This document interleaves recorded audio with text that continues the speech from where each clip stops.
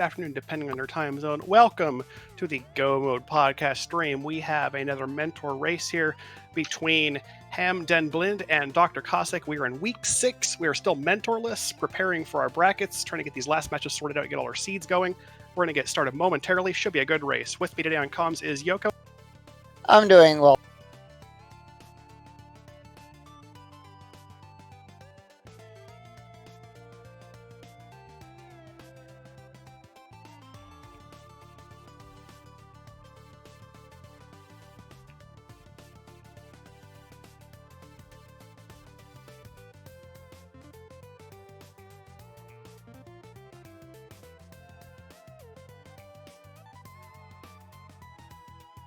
So, Adilor, what type of seed are you hoping that are?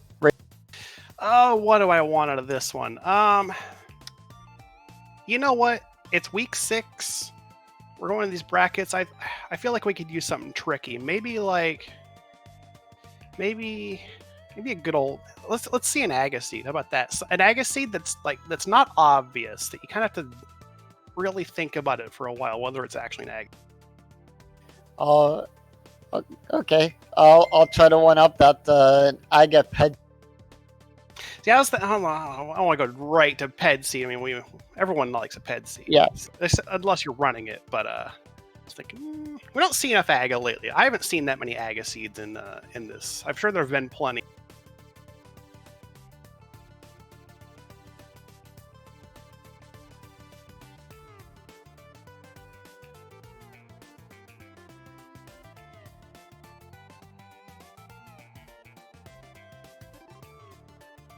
And we do have an interesting choice of sprites for Ham. He's using one of the newer sprites. We have Deadpool now in the pool of playable sprites for random.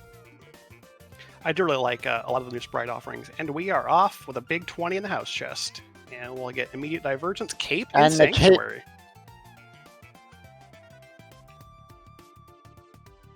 Looks like Dr. Cossack was just taking the house chest just to see if it's something good, and then we'll go right to Sanctuary and do the usual Sank to Village route.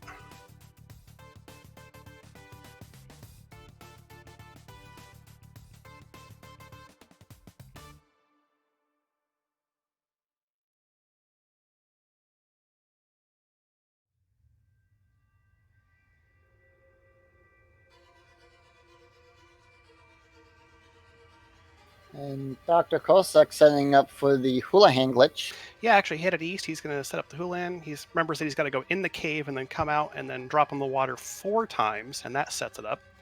And then Ham will do the usual check at Lumberjack. Looks like he got red rupees on the bush crab, too. Pretty good find. And 20 rupees on the ledge. Yeah, speaking of red rupees, just 20 on the ledge, so that's one shot at my idea shot down. Probably not Aga. I don't know, early cape though? Maybe I'm right. We'll see. Maybe. I mean, the signs could be pointing to that.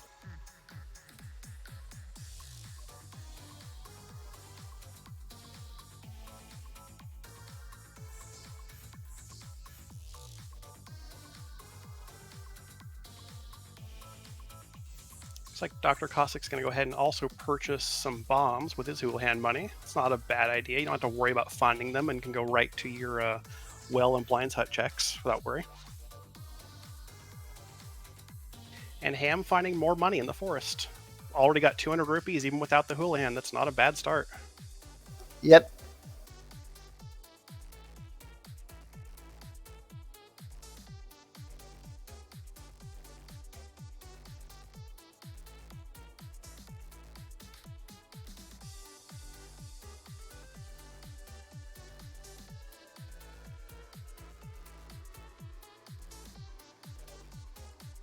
So Dr. Cossack will be a little bit behind Ham in terms of checking stuff here, but he will come out with more money overall. And if we do have to end up paying Zora for an item, that may very well save him some time having to get money elsewise. And we got bombs in the back of the tavern. Ham doing the bottom to top check of Kakariko Village today. Yeah, which paid off for him. You hope that you get some bombs within the tavern, and if you don't have bombs in the tavern, then you can stop at the shop and buy them, and that sets you up for the well and the blind hut checks.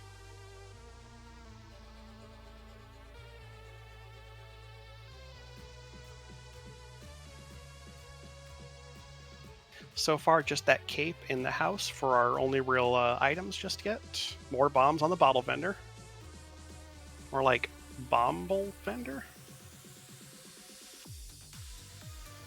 Both our runners making good use of those bush crabs. Actually, look at that. Dr. Cossack went for both of the easy bush crabs to get a lot more money. Yeah. He's gonna be pretty much set for Zora by the time we're done with Kakariko, I'd imagine. Right. And thank you, DJ Darkwing, for the raid of Party of 8. DJ Darkwing D, another one of our mentor tournament racers. And Ham finding the small shield. And a whole lot of money otherwise. Still nothing big in Kakariko just yet. We got a few more checks, though, looking over at the well. Yep.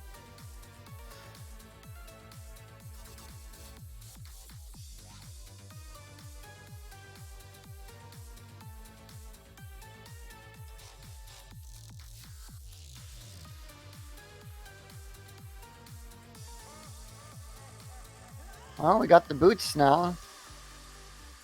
It's like if anywhere it's going to be stacked in Kakariko, it's going to be our well, potentially. Just a heart piece in the back.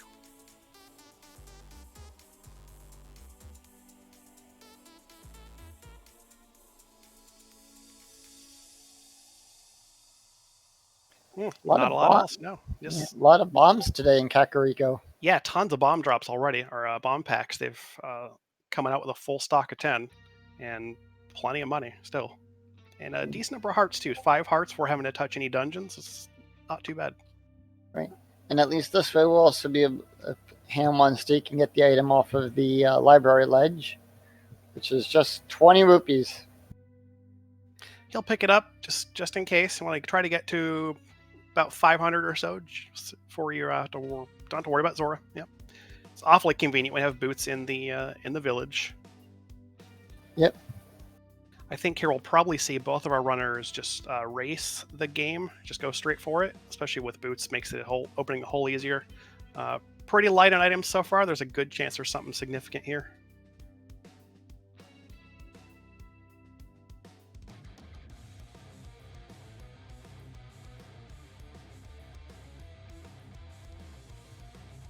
Nope, just a piece of heart.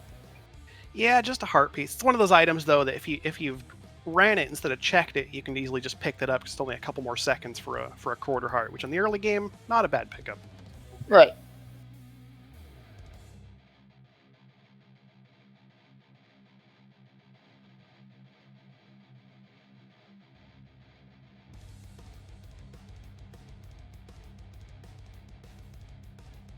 So now Ham making the South Shore play. Going to check out the dam. Okay. Going over to the dam. 2 items here, and then might hopefully see if we find some progression here. Yeah, otherwise we're looking at a mini Moldarm cave with bombs, which can be a little bit tricky, but they've got a full 10. It should be relatively doable.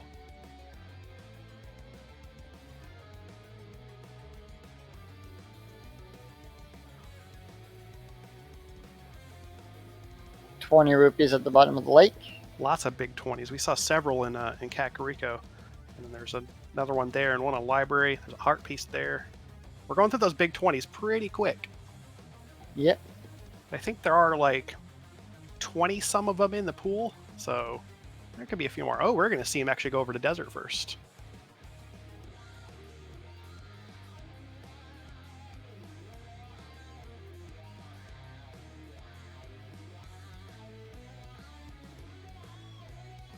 So we're going to go over to Agina's closet.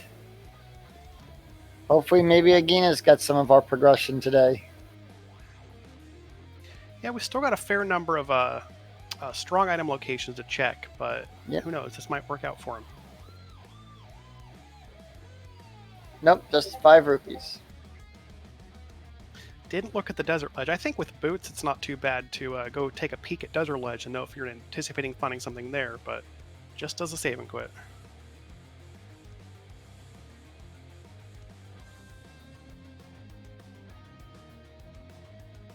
And now Ham will head down to Mini Moldorm Cave and maybe Ice Rod, depending on what we find there. Yep. Chat asking, do we know the record, the win-loss ratio for both of these runners? Not off the top of my head, but I'm sure I can find it if I just grab the schedule here.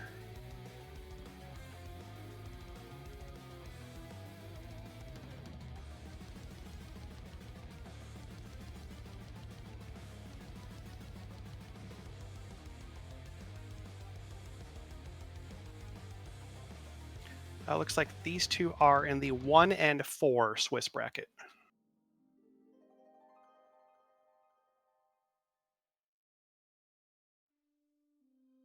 Well, there's our blue mail. We did not, and we still don't have a map check yet.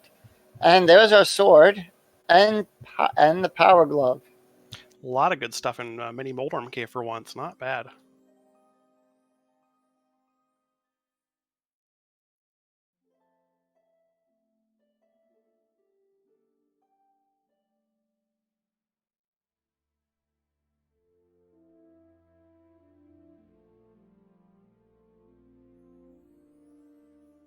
Yeah, with the boots, we'll see Ham run up to Ice Rod Cave and check that out. And if he knows how and feels like it's a good thing to do, we might even see a water walk out of him for the rare time when you do have boots and you're checking at Ice Rod Cave.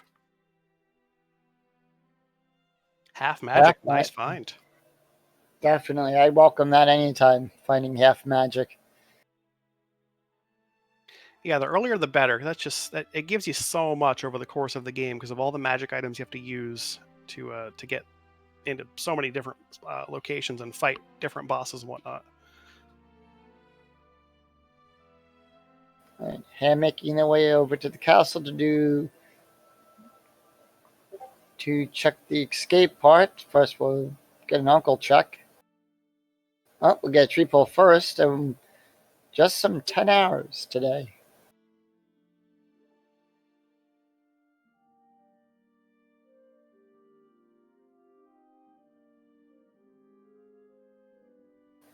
Uncle has $20 on him.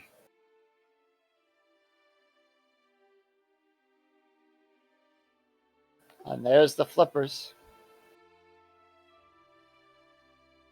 All right, those flippers will kind of take away wondering about whether the water walk was a good idea because all those checks are immediately in logic, and there is a bottle with green potion in Bonk Rocks.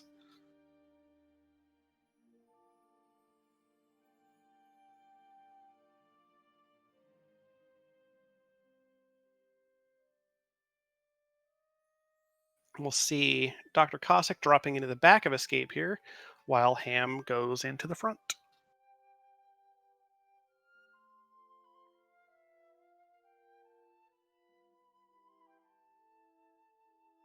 All right, in the back we have a full heart, 20 rupees, and a key. So there's our key. There's a bow There's there. a bow, yeah. And the sanctuary item was our cape. So we've got within the last 3 chests available here, we've got one of them is the map. So maybe if we're lucky, we'll find not the map in the last 2 chests here, and we'll know that Dark Cross has it.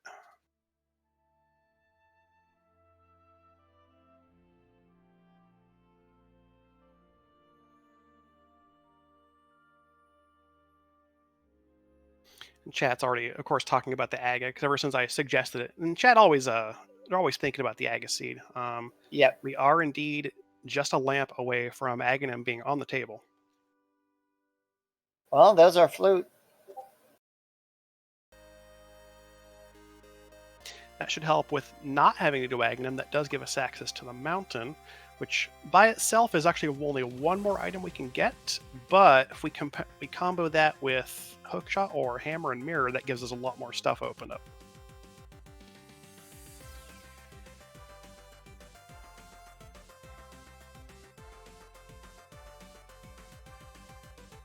And yes, indeed, we are still waiting for a map check. I think it's Oh, not. there's our map. Yep, there's the map. So the Dark Cross is an item.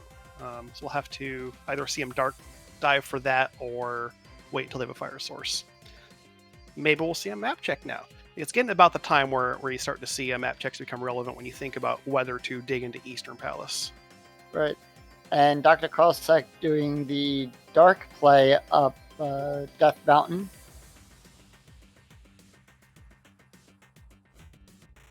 Hasn't been into the front of castle to acquire that flute yet, so he doesn't know it's easier to get up here. But this dark cave isn't too bad, and you'll want to grab the old man anyway, because he's got one item, and he does open that respawn point, or the save and quit point on the mountain.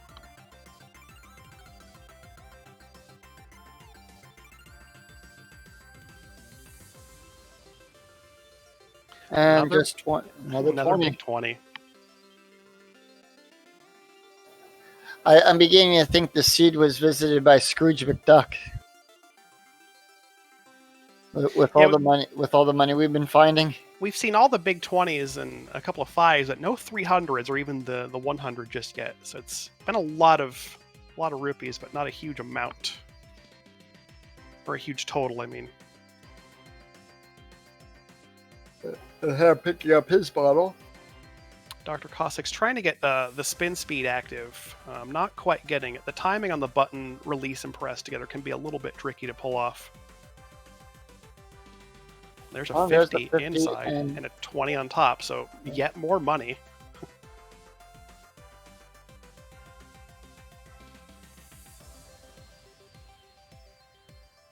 And Ham activating his flute at 14 minutes and 45 seconds.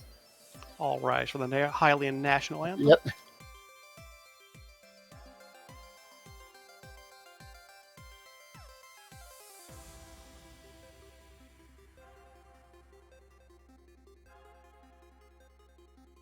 And we've got a sick kid check while we're here.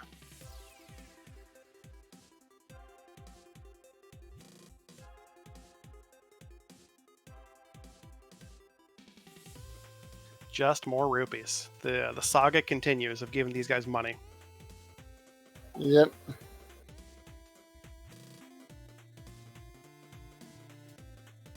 Now it's beginning to look like it's going to be almost an Aga play here.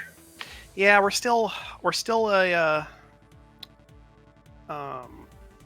lamp off from that being a possibility, but it's with the number of checks running thin. If we find that lamp, I think it's going to be time to jump and climb the tower. We'll see. We've still got the Zora area. There's 4 checks up there, 6 checks in the eastern area. There's still some time.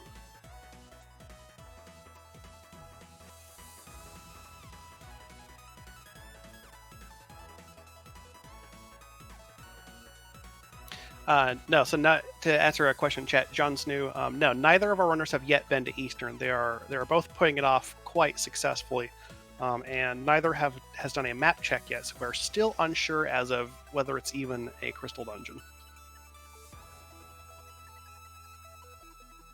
They're doing a decent, expedient job of cleaning up their Light World checks, and I'm sure they'll be pushed over to Eastern soon enough. Right.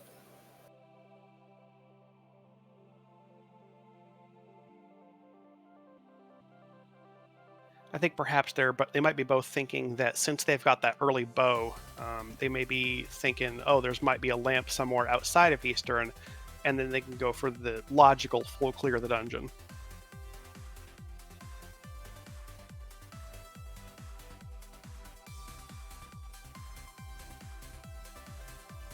Lumberjack was checked, and it was I think another big 20 actually. Yeah, it was 20 on the Lumberjack ledge.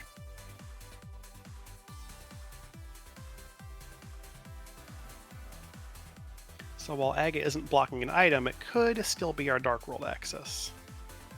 We would definitely need to see, ideally, a Moon Pearl before that, unless we have the infamous Moon Pearl on Pyramid today. It's always a possibility. And him going to pick up that 50 rupees. Getting close to Zora money, still needs a little bit more, especially since Zora you got that early flipper, so Zora is very much on the table. That area has got some temptation. Yep. So quick save and quit from both of our runners.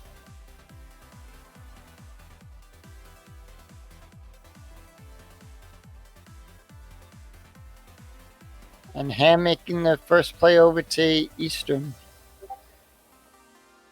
Yep, finally going to give us a look at what's over here.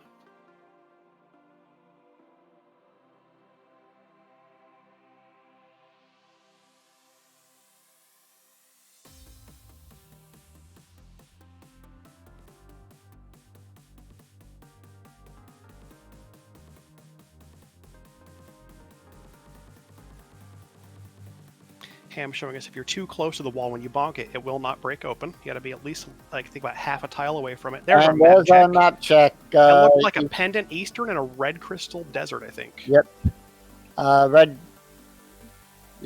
Red pendant at Eastern. And a blue crystal Hera. So we've got two Light World crystals.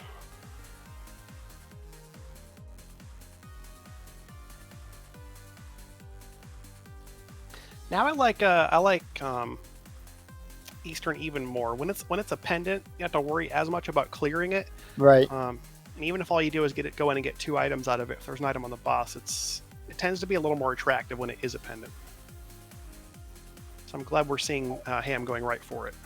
Especially if it's the vanilla green pendant, then it becomes really attractive.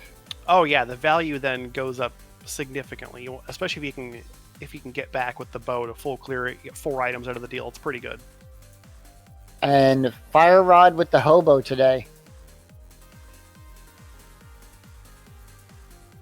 Very likely that'll be a required item. There's a couple of dungeons that absolutely need it, so that's a good thing to find early on. And it's a good weapon too, especially with half magic already found. Right. One of my favorite weapons. I love the Fire Rod. It's so convenient in so many areas of the game.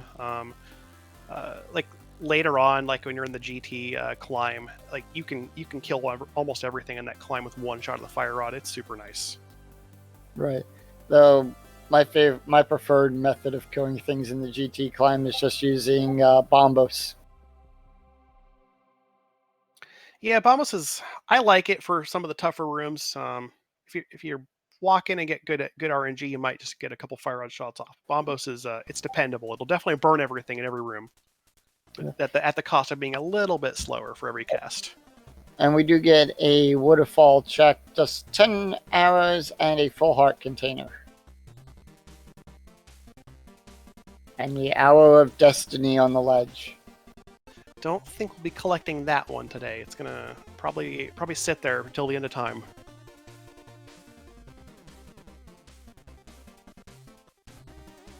And Eastern Palace Progress, we've got a heart piece in the western chest. I don't think we've seen anything Zora else with the hammer today. Ooh, Zora with our progression. There it is. And that is rare to see, right? Yeah, Zora having a hammer in particular, I can't say I've seen that one very often at all. So that is just 1 Moon Pearl away from Dark World access. Right. And Ham actually taking care of the dark rooms in Eastern.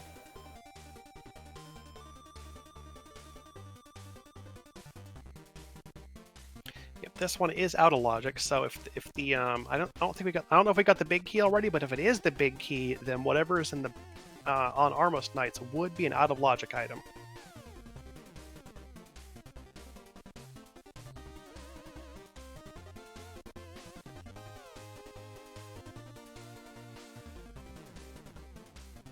And we get through there with not too much trouble. Dr. Cossack will get the info from Sahasrahla telling us that Skull Woods is our green pendant.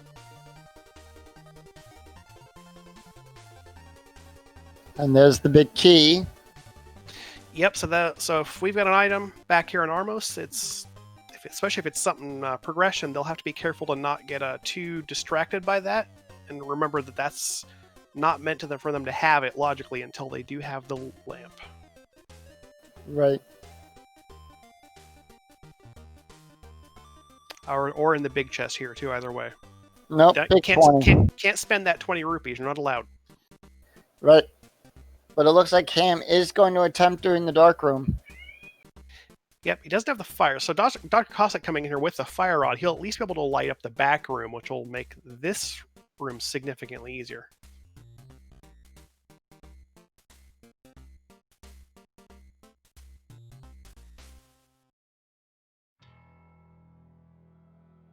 Yeah, looks like Ham's having trouble. He hit one of the Igors. I'm not sure if that's the right one though. I'm admittedly completely as more lost than he is. I'm sure here. I'm in the same boat. It's not so bad when you're controlling it and you can listen to the sound cues and whatnot, but when you're just watching and deaf to it, it's really hard to keep track of what's going on. Yep, I saw him hit one down in the lower right-hand corner there. And he takes a death.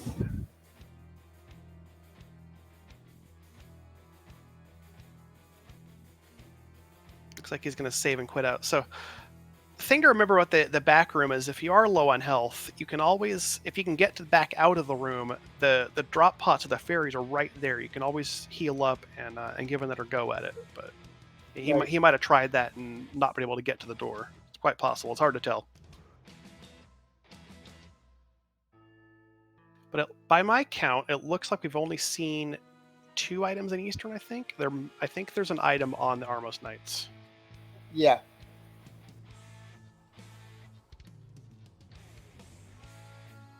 Because we saw a piece of heart and the big 20. It was a big 20. Okay, yeah. And I don't remember if we saw one of these guys go to Dark Cross yet, did we? No, we did not.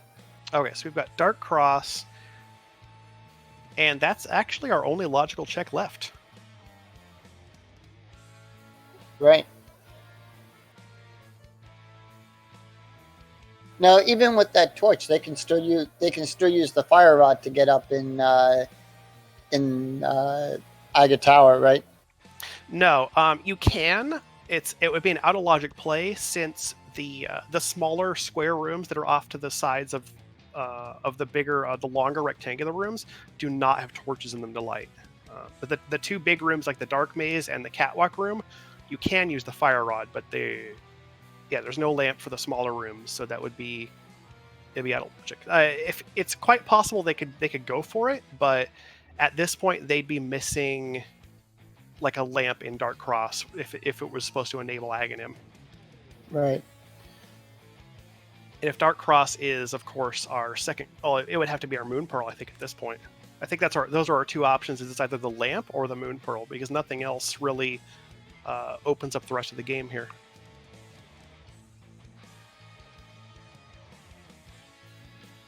And if it is the lamp, then they have the option of either going straight up to Aghanim or going to the back of Eastern to try to take care of the Armos Knights. We might see if Dr. Cossack can succeed with this back room here.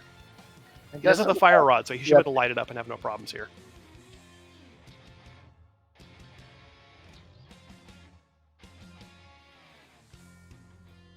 A good point, actually, from the chat. I didn't quite think about Mirror. Mirror would open up the top of the Western Mountain. That gives us access to Hera, and then subsequently Spiral Cave and Paradox. So Mirror's another option.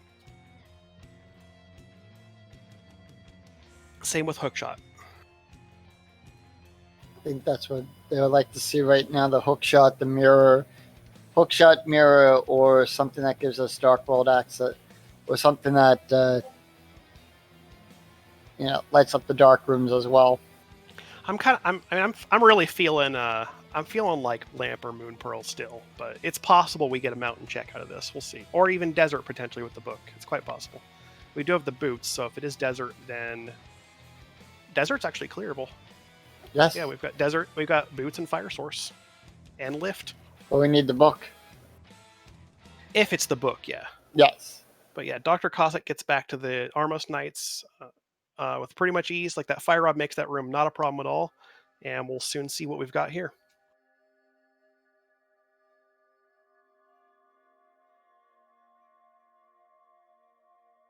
Just a heart piece. Okay, so it's Dark Cross for our required progression. Right, and it looks like Ham's heading that way right now. We do have the key, so he's going to go ahead and do it from the back. And he did pick up his fire rod off of Hobo, so this is not too bad. I can't recall if every room from the back has a torch in it, but I think they do. Yes, if I remember. I think some of them do.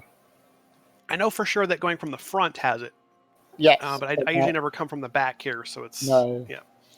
Gets Neither the do key I. right in the dark, not bad. He's just going for it without the fire rod. He's confident. That's good. One of the new updates this time in version 31.5 is that we are now able to see the items that are picked up in the darkroom without having the lamp. Yeah, it's a nice benefit for pretty much everyone, for people watching and playing. So you don't have to puzzle out what you found based on looking at your inventory. Especially if Ham never even lights up the room for us.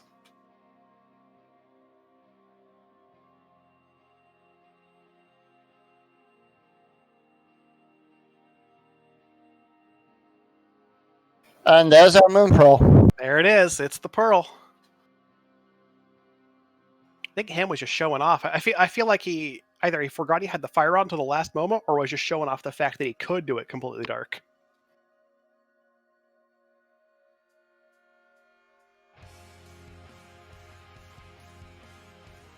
So yeah, that moon pearl gives us most of the dark world access. And actually, yeah, with moon pearl and hammer, yeah, that's except for the eastern mountain, that's and Mire area.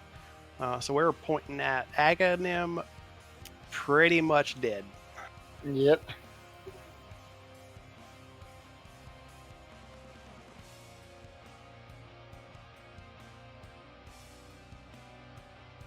Ham is still running up here.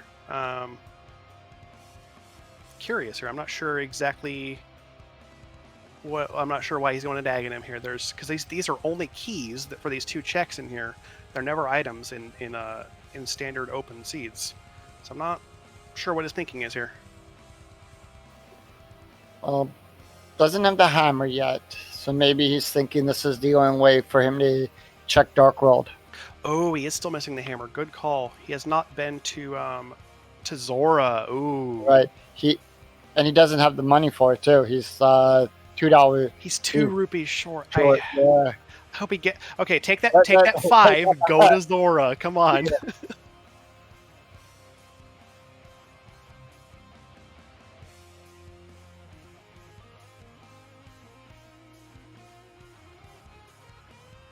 Yeah, Ham. I mean, yeah, he doesn't have the lamp, so these corner rooms are going to be the dark ones. I mean, he's shown decent skill at the dark rooms so far. Okay, no, he's gonna duck out. Realizes he's out of logic. He's going for it. Okay, we're good. Meanwhile, Dr. Cossack, first person into the Dark World. And Green Skull Woods, Blue Pendant Ice, and I missed the other red crystal. Right, same here. TR.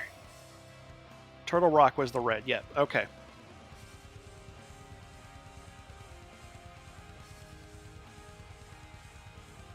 And we will start with Hype Cave. Bombs from the guard in the front.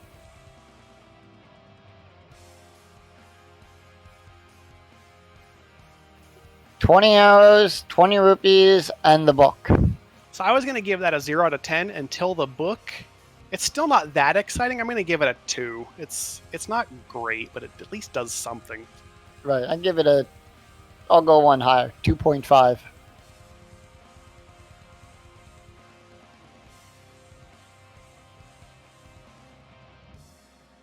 Ham will be picking up his hammer on Zora momentarily here, and we're looking at Dr. Cossack is probably going to head over to Palace of Darkness. You have the hammer, you've got the bow, you've got the lamp. Maybe Catfish and Pyramid first, then Pod. Probably he's heading over to Pyramid.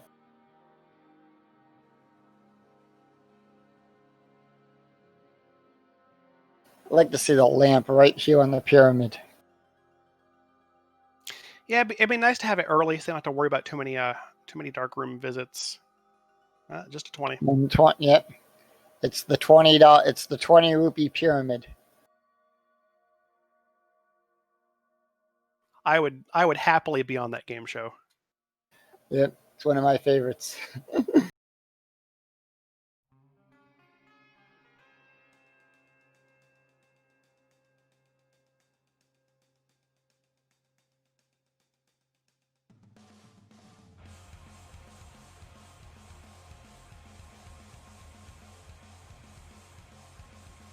Dr. Cossack is indeed headed up to Catfish after Pyramid, and then Ham on the other side is going to dig into our Village of Outcasts area. With the Fire Rod, we could see him go straight to the... Skull Woods is a green pennant, so that's a little bit more value there. We could see him go straight back to Moth, and then could go in reverse from there, fish out 2 items.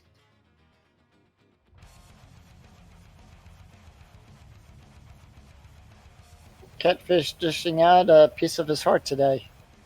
We got a lot of hearts so far. Both of these guys sitting on 10 hearts with their blue mails. They are pretty well healthy for our early Dark World. Yeah.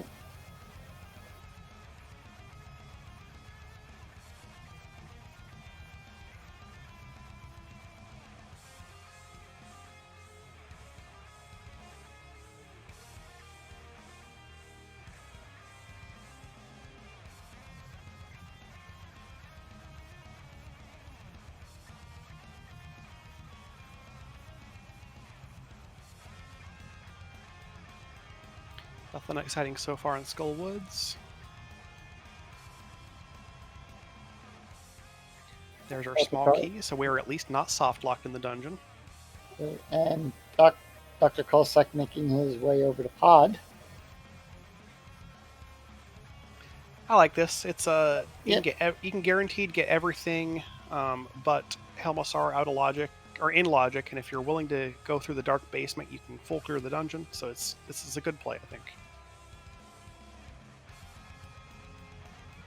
There's 1 item in Skull, our 50 rupees in that pinball room chest.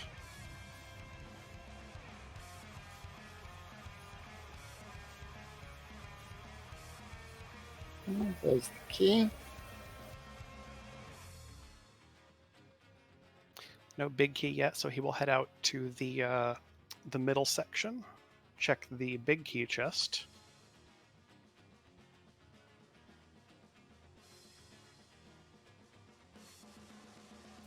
Key in the first chest. Usually you see a small key in there, so because the front of Pod, out of 6 checks, you're guaranteed to have at least 4 small keys. There's good odds that Pod isn't bow locked. Well, we have the bow, so... Yeah, even if it was bow lock, we're not concerned about that. You can go straight for it. It looks like Dr. Cossack is going to do that. He's going to go right to the bow locked side and get those 2 checks over there. And Ham going straight back to the Moth. I like it. It's like I said, it's if you have the Fire Rod, it's good to check Skullwood's back to front because you can stop checking stuff as soon as you've found 2 items. And if there's any reason to kill Moth, in this case we do have a green pendant here, so Moth is worth potentially 2 items.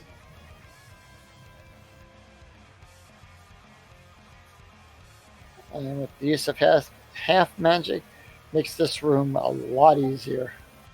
Yeah, Moth itself it's going to be Fire Rod, or a Fighter Sword, but half magic Fire Rod, and they do have a green potion in the pocket. This shouldn't be too bad of a fight. They've got enough defensive stats; they should be okay. Yep.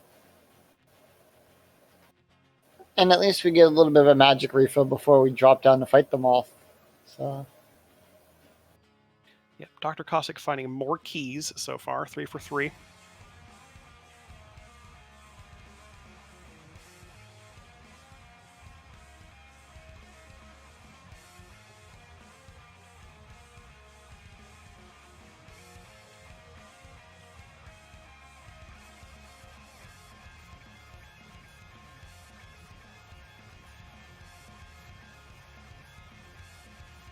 Him having a rough Moth fight. Those spikes do 1 damage regardless of your armor levels. He's got to be careful.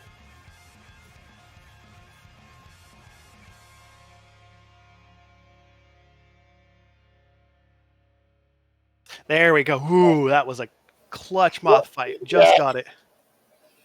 And all that for a mushroom. All that for a fetch quest. Ooh. Well, we got 2 items to turn in now. Yep.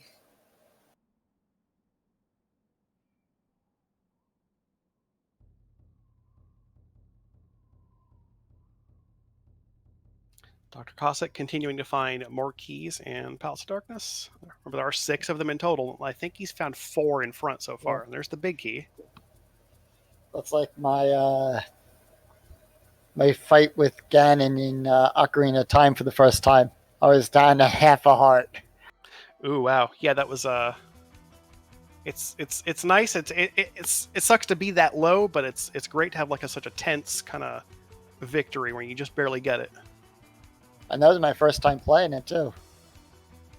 I wish I could remember my first time at Ocarina of Time. It's been so long. I mean, probably going on 20 years or so now.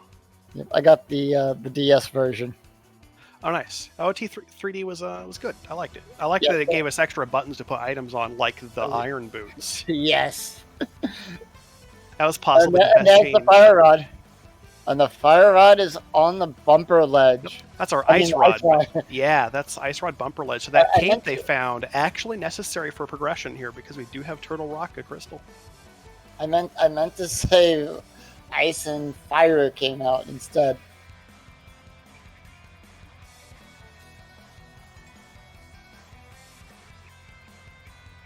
It's a good early check. I mean, it's not crucial that you have the ice rod, of course, especially when you have the fire rod. There's nothing that ice does that fire doesn't, unless you're going for the niche case of freezing enemies to hit them with the hammer, because they do have a unique prize pack. But it's good to have it so you know you can, whenever it's time to do Turtle Rock, you can take care of it. Now, is that the same, the prize pack, is that same tied into the stun prize pack as well, if you freeze them? I don't know for sure that it is the stun prize pack. I know I've had it be the stun prize pack, but I'm not 100% that it is the same all the time. Okay. So in vanilla, I know for sure that it was always in the magic, the full magic prize pack. So it was a really good way in vanilla to refill your magic. Yep. So we are doing a chess game. We find a single arrow and 5 rupees.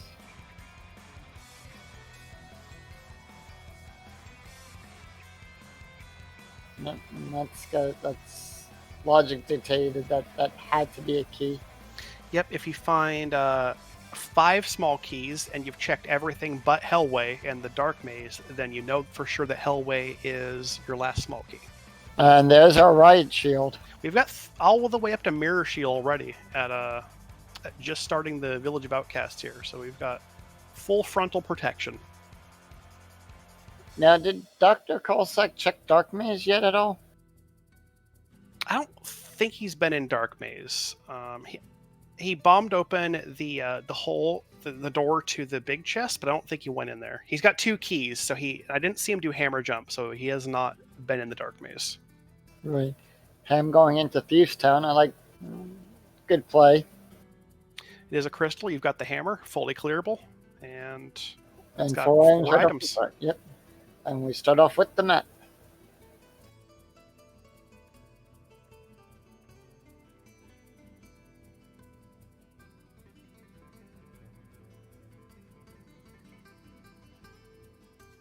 Looks like Dr. Cossack's going for the Dark Pod basement. Not getting Dark Maze, but he's going to go for the basement. Maybe get back to Helmasar. Right. Because I think by logic, keys cannot be in Dark Maze. Correct, because if there was a key in the Dark Maze, it would be possible to key lock yourself and require the hammer jump. Yep. There's our Titan's mitts. French vanilla mitts, once again. I've been seeing that a lot lately. Yeah.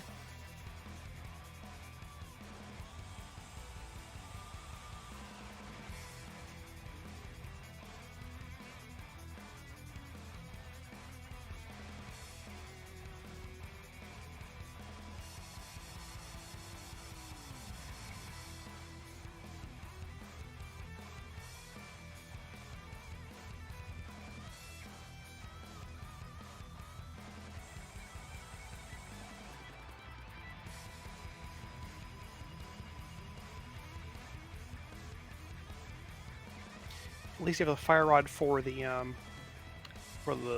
worst part of the Dark Pod basement, with the being the turtle room there. Fire rod makes that not so bad.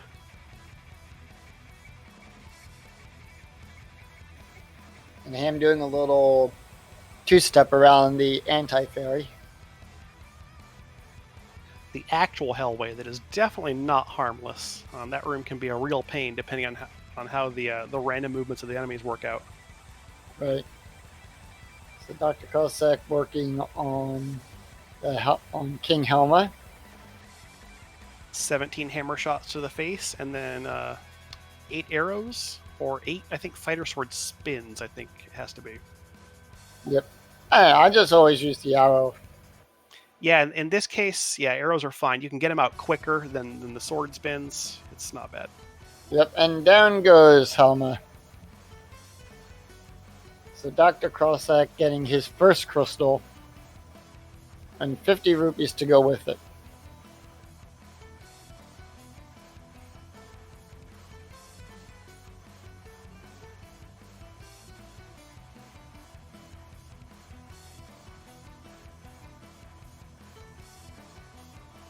I'm not sure how many items we have left in Palace of Darkness.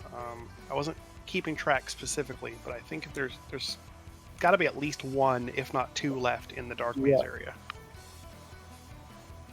Hopefully he didn't orphan those. I'm a little bit surprised he didn't go for it, considering he's shown himself to be decent at the other dark areas. I wonder if there's a specific reason he didn't go for Dark Maze, or if we really missed it, but I don't think we missed it. It looked like the big chest was still locked when I saw it. Yeah, I was.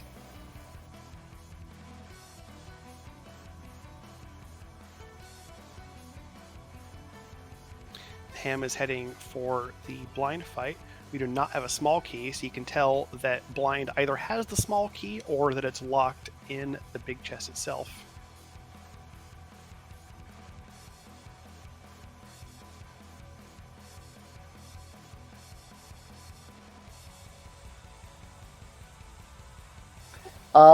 To answer a question in chat, book was in Hype Cave.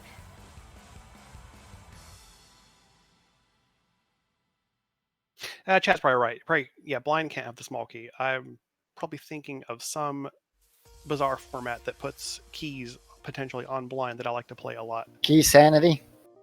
I like Key Sanity too much. And we're going to see the desert play over on Dr. Cossack's side. Yep.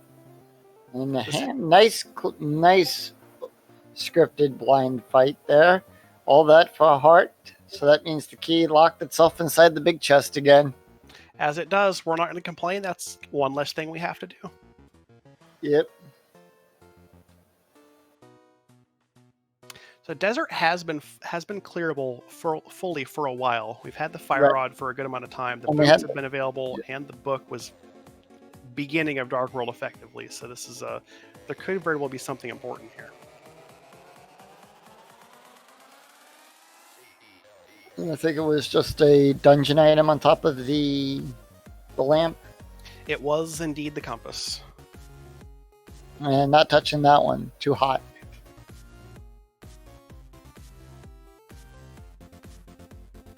There's the small key and map chest, so our 50-50 shot at vanilla big key, as Desert likes to do. And Ham had to abandon the digging game to short on 19 short on rupees. Yep, so he'll probably just clean up the smith chain and whatnot, and we'll see a return to digging game whenever it's convenient. Okay, there's a big key.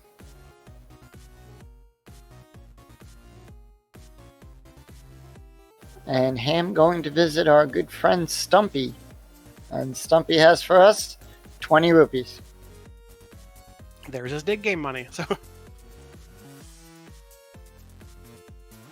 a little bit isolated now, but not too bad. You can come back for it whenever it feels like it's ready to do it.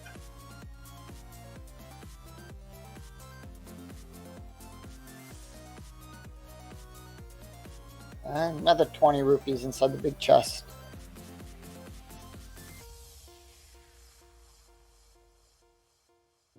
It's a good point from Worldwide Wimpy in chat. We do still have the mushroom turn in and one item on Sahasrahla for the green pendant. We haven't seen those yet.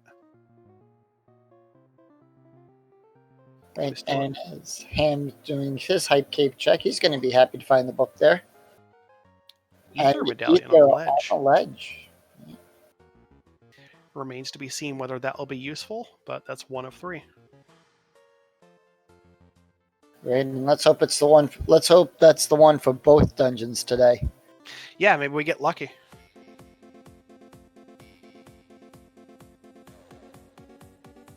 Two dungeons for the price of one.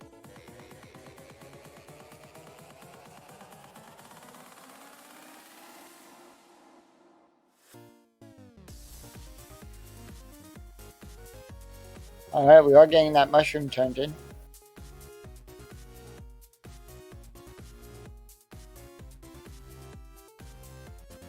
Early flute makes us very convenient. Don't have to worry about routing it in with something. 50 rupees for his trouble. Take the money, right? Can always buy potions with it later. Yep. You want Dr. Cossack going on to face Landmole 1. And I'm going to go turn in the green pendant, so we'll see what that gives us.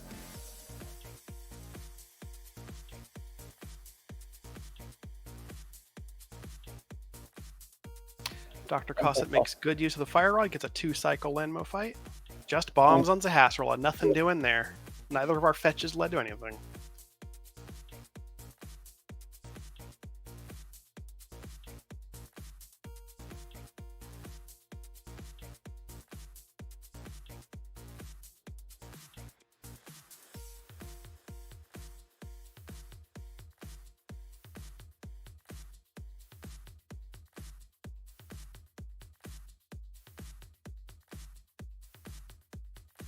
And yet we have indeed given the Smith a nice tour of the world. We're going to finally bring him home, let him get back to work, and for our trouble, We get the shot. Ooh. That opens up a lot of items on our Death Mountain. And Ham is heading right up there right now. We've got...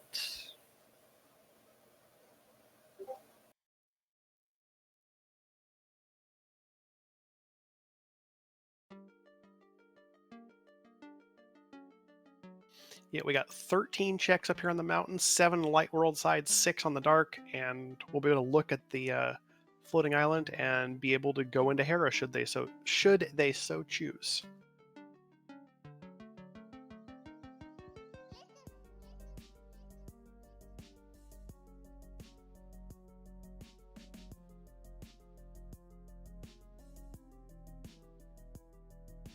Yep. So in the first 2 chests, we have blue boomerang and red mail. So we have our mirror shield and red mail.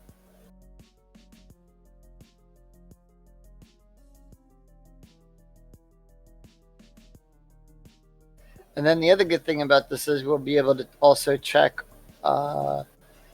what the item is to get into Turtle Rock. We have a full heart, piece of heart, 20 rupees, piece of heart, and a full heart. In case we need more survivability, we're going to get loaded up with, after the red mail, even more hearts. Dr. Cossack picking up his mirror shield in the brewery. It's like the seed is saying, here, take all these hearts. You're going to need them.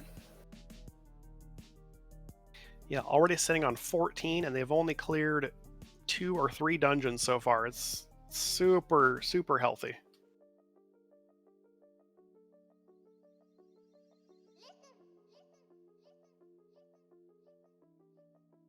I only caught the bottom of that sprite on the island, so I'm not actually sure what it was. Right, I didn't see it either. But maybe we'll get it on the return trip here. Dr. Cossack digging up the red boomerangs. We've seen both of those now. So I got to ask you, are you Team Red or Team Blue? Team red all the way. It goes farther and it sparkles. What's not to love? True, I agree.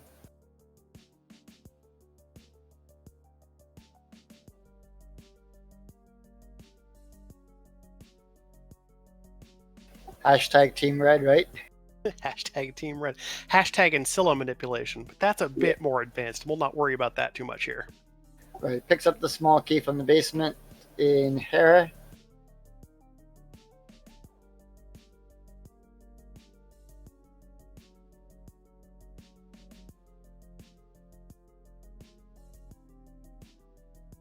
So that means the big key is in the basement.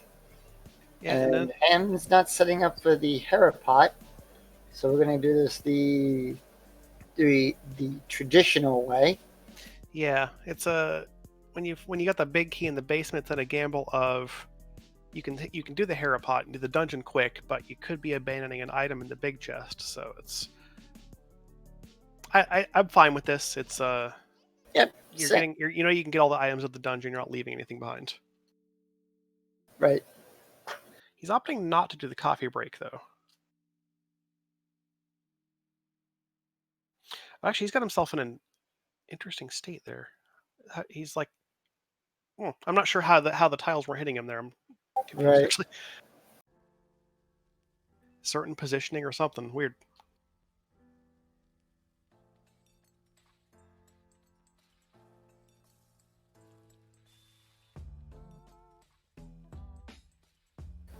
There's the big key. Still no mirror yet, so he'll have to walk out of the basement. Needs to remember to hit the switch. I see that as a common mistake, honestly. You walk back through this room, forget that you need to hit the switch to get back out. I do it myself still sometimes. And then also you need to hit that one again so that you can get out once you go back up the stairs. Right, and Dr. Cossack can go pick up his ice rod.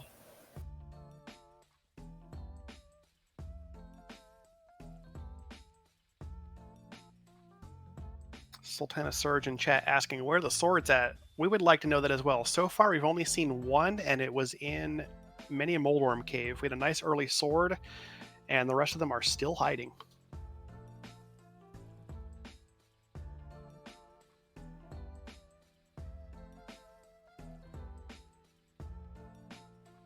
Everyone say hello to Timp, one of our Go Mode podcast hosts.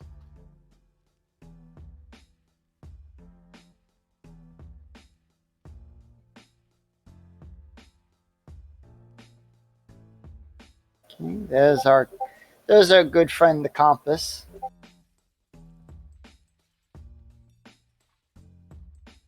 Big 20 in the big chest.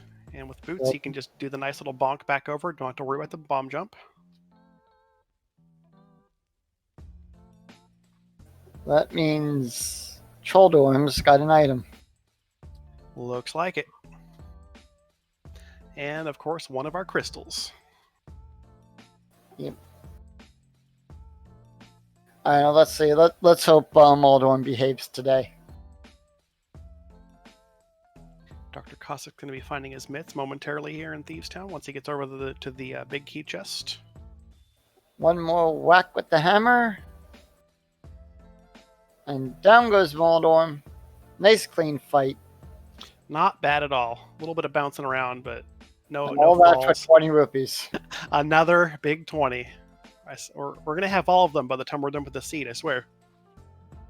Right. Very rich seed here.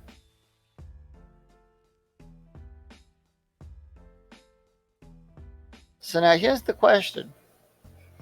If you're Ham, do you go back over, open the portal to TR, and then do all the checks on the dark side? You should do it that way, because without the mirror, you're not going to be able to do the Turtle Rock portal, and it's nice and convenient to open it up here. You can get that out of the way first, and also see what medallion it's going to be if it is not openable. Right. And we are getting a spiral cave check.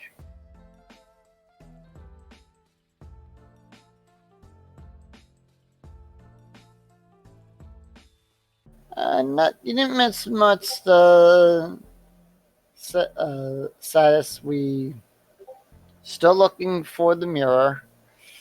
But we have been getting a lot of money from bosses and everything. Yep, at this point we are approaching an hour in, I guess we can start thinking about what's our go mode here. We're definitely missing the mirror as well as the lamp, Cane of Samaria, and medallions if we need them. We have not seen our entrance requirements for Turtle Rock or Mire yet. And of course, at least one more sword. Okay, so it was a pack of bombs on the on the island there. Somebody said bombs in chat, and I was unsure if they were right, but good call. And probably the one enemy I hate the most, dead rocks. These dead rocks are actually being he knocks them in front of them. This is honestly one of the worst dead rock mobbings I've seen getting into the Turtle Rock portal. Yep. Maybe they're just fans of Deadpool and they wanted his autograph. Hey, Dead Rock's Deadpool. Maybe they're just like the official fan club. Who knows? Right, and it's ether to get into TR. I'm surprised he didn't open. Oh wait, he doesn't have the ether. That's right. Dr. Cossack found that on the desert ledge, wasn't it? Yes. So Ham hasn't been over there to desert yet.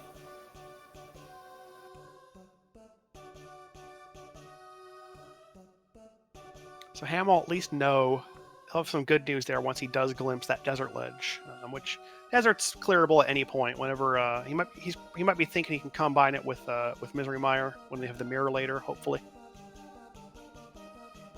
And because we do have Swamp Palace as a crystal, we know we're going to find that mirror at some point.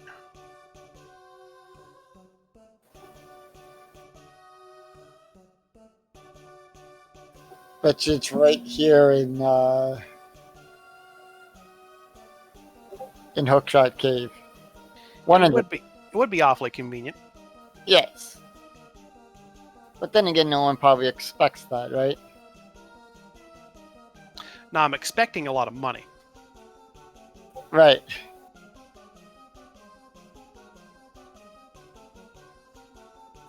And just a piece of art. Okay, so that's about it for our mountain. We do have Spike Cave as the last possible check, which is definitely open, the items they have. Yep. Meanwhile, Dr. Cossack making their way to the blind fight. We have the ability to look at the ether tablet, but I don't think Ham did that when he came out of here. I think he just went right back to the right side. Alright, Spike Cave check time. Dr. Cossack, meanwhile, starting his blind fight, looks like it's off script already, but he's got half magic and cape. Can easily rely on that to keep him safe during the chaos that is unscripted blind.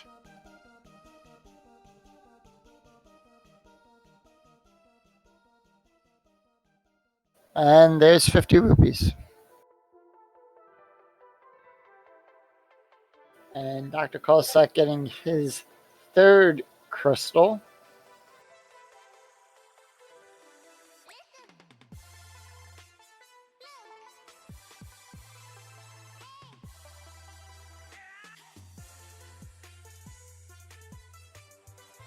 Yeah, between our runners, we've got 6 dungeons cleared already, so we're making pretty good progress. It might slow down a little bit here as we've got a bit of a progression bottleneck to resolve. And our options are honestly kind of thin. We're still waiting to see that lamp, which, again, the back of Pod and Eastern, both of those didn't really produce anything worthwhile. I believe we're still waiting on the Dark Maze items, because Dr. Cossack, I don't think, dove into those.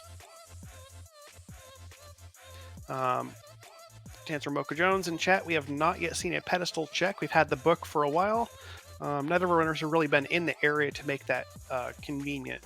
Ham already went to the back of Skull Woods, as you can see. Yep. But hard to get that without the mirror. Yep, and Ham making their way now through desert.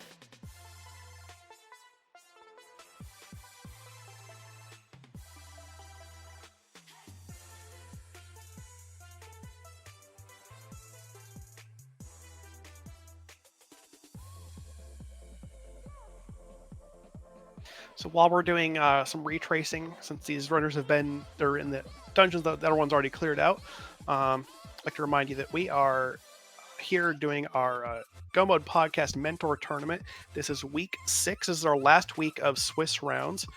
After this, we will seed all of our runners into 4 different 8-player brackets, up to 8 players. And we've had a few dropouts. Some of them will maybe have not quite 8 in them. Those brackets are themed after the 4 swords in the game. And our top bracket, which will be the gold sword, will determine our actual winner of the full tournament. Coming up in our brackets, we got a variety of different modes. I believe we're starting week 1, I think, open. And that will be mentored as well. So while week 6 is mentorless, as in these runners are not running with a mentor live with them, our first bracket round will go back to having them with mentors available to help guide them through their races live on the spot.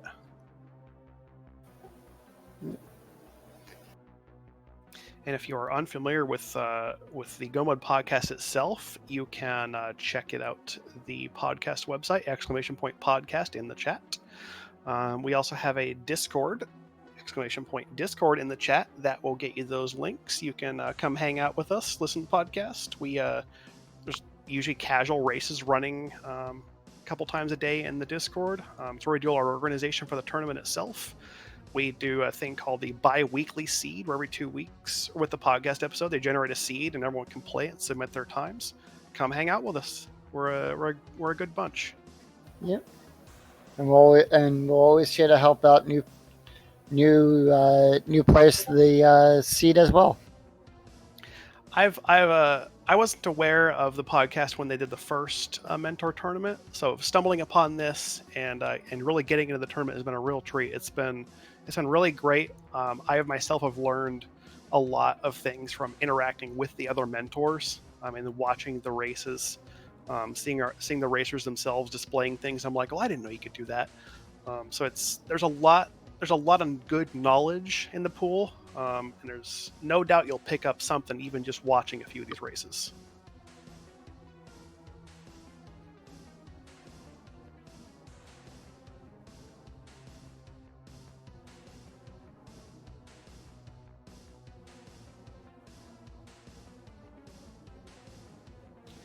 Ham's now taking care of the land mollusk fight. Got that fire rod. 2 shots each will take him down if he hit the head. And Dr. Cossack will soon be heading back to Mothula. Yep. Pretty much the same equipment as Ham did, despite it being significantly later. They still have not found any more swords, so it's still going to be fighter sword and fire rod. It does have the red mail and a few more hearts, but again, the red mail doesn't make a difference against the spikes themselves. They always do 1 heart of damage, but if you get hit by Moth's beams, those are reduced by the armor, so that's at least something.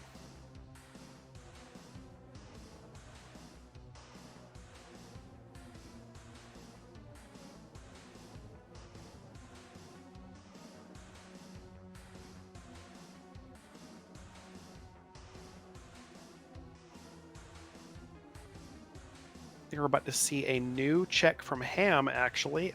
We're going to get a look at Mire, both with its medallion requirement and Mire Shed. 2 items.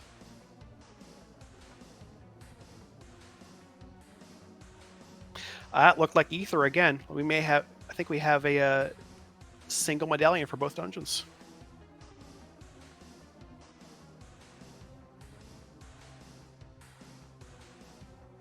Mire Shed, just a heart piece and 10 arrows, so nothing doing there. Yep.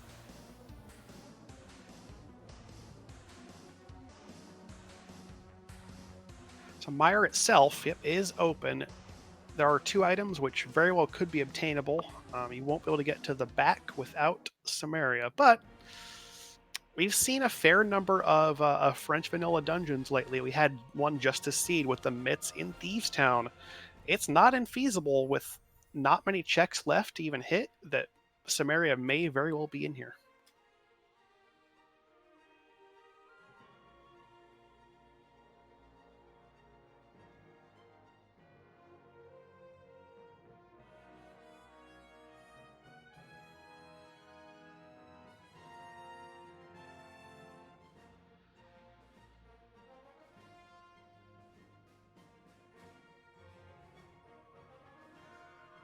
Ham showing off. One of the unique things about the mirror shield is that it can reflect the Wizrobe wave projectiles, which those things hurt a lot. So you ideally don't want to get hurt by them. Mirror Shield lets you just bounce them right back. I did not know that that could happen. Yeah, you usually don't see it because it's very rare to even have the Mirror Shield in the first place, let alone then have it where you're fighting the Wizrobes, because there aren't that many Wizrobes in the game, and then actually running into one and having the beam reflect off of it. But it is a thing that can do. And that is indeed a comment in chat. That is indeed a callback to the first game, the big shield in the Zelda 1 could also reflect those large shots, or at least block them. I honestly, it's been so long since I played Zelda 1, I'm not sure if they would reflect.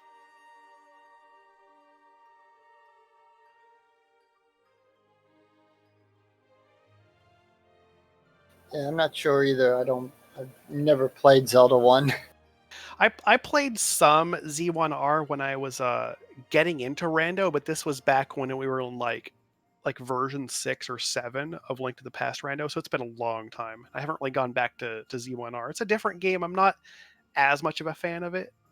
Link to the Past is my second favorite Zelda, right behind Link's Awakening. It's one I'm very familiar with, having played it a bunch of times throughout my Have you played years. the new one for the Switch? Breath of the Wild, yeah, I adore Breath of the Wild, actually. Link's Awakening. Have you played that one? The remake, you mean? Yes. Yep. I really got into the Link's Awakening remake. It's, like I said, it's my favorite Zelda. I actually love the game. I was really thrilled when they announced that remake, and it was very much a good game to play. Right. I mean, I have a friend who actually sits there and is playing Zelda 1 randomizer.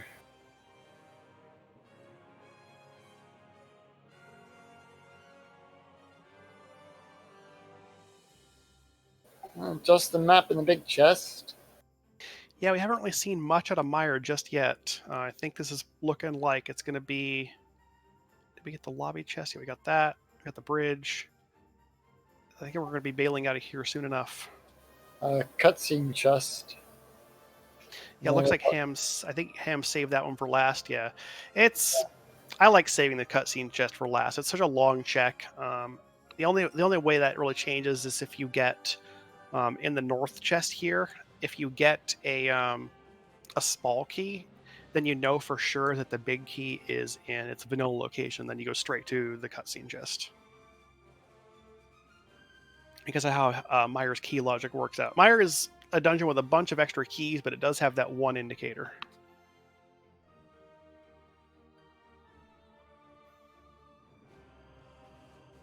And if you're digging for still 3 items away from go mode, you're definitely going to want to hit as many locations as possible.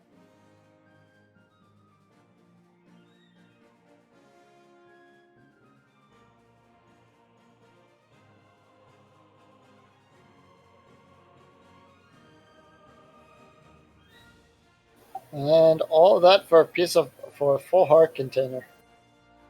Yep, so the Meyer dig is a complete bust, unfortunately. I'll give that one 3 whammies out of 4.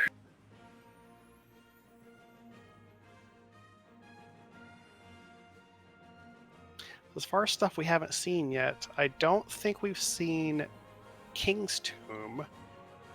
I didn't see whether any either runners did hammer pegs, though it would have been convenient to do so. Or purple chest. I don't think I've seen either to pull away the purple chest just yet. They've had dungeons to clear, so I'm not completely surprised about that. But it's getting down to the point where that might happen.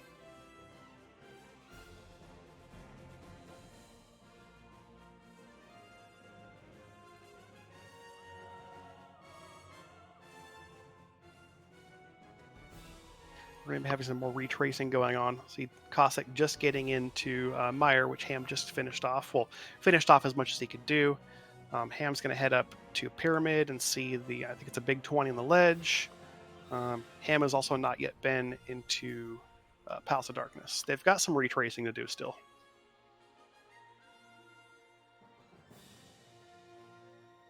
I still worry that we've got something in the Dark Maze in Palace of Darkness. It's still at a logic. That lamp is still at large. Right. And I'm starting to think it's an Ice Palace.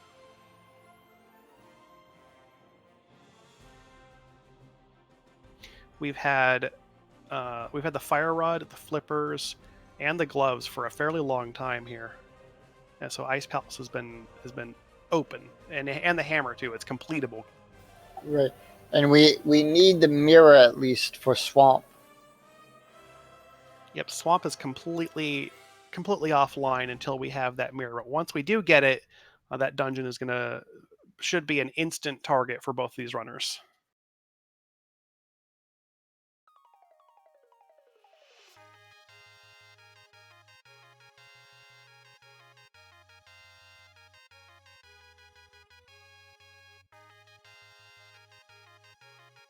So one of the things of our mentor tournament is that we, for the runners, we have a number of them that are relatively new to Rando.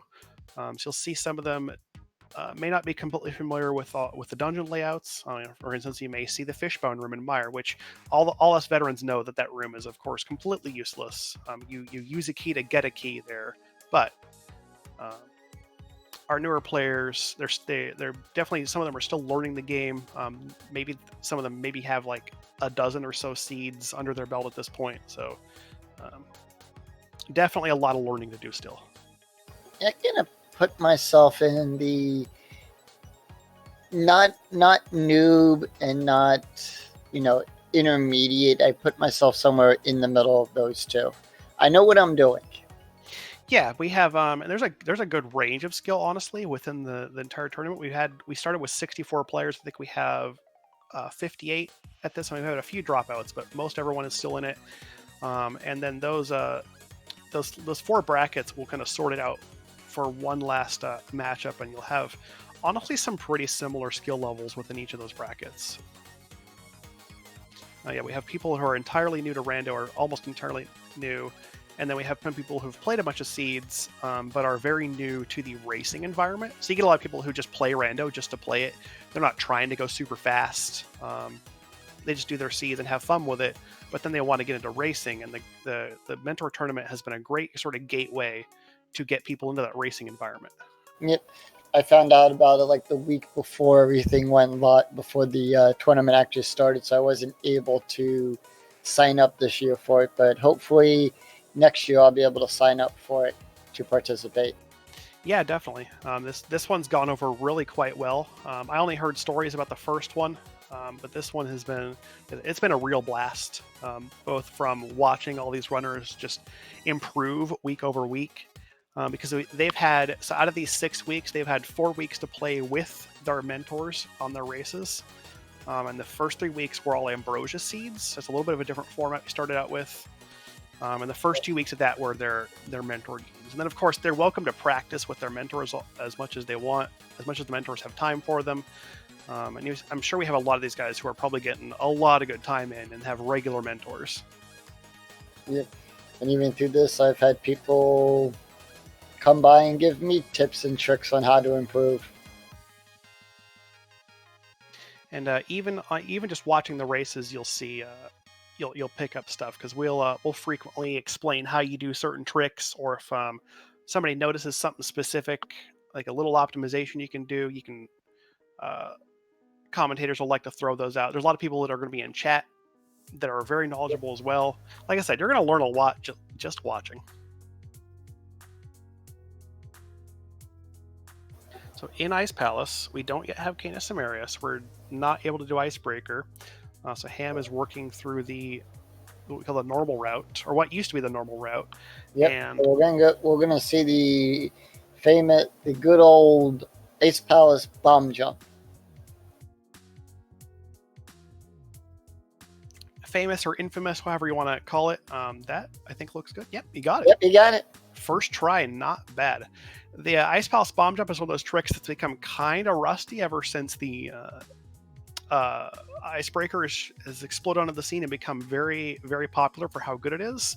but it's still good to have that bomb jump. Well, There's Samaria. Yep, I was gonna say, I hate to interrupt you, but we just found the Cane of Samaria in King's Tomb. Yep, it's still good to have that bomb jump in your pocket in case you have to do ice without Samaria. Obviously, Ham not forced to do ice without Samaria, but he hasn't found it yet, so it's probably the easiest of all the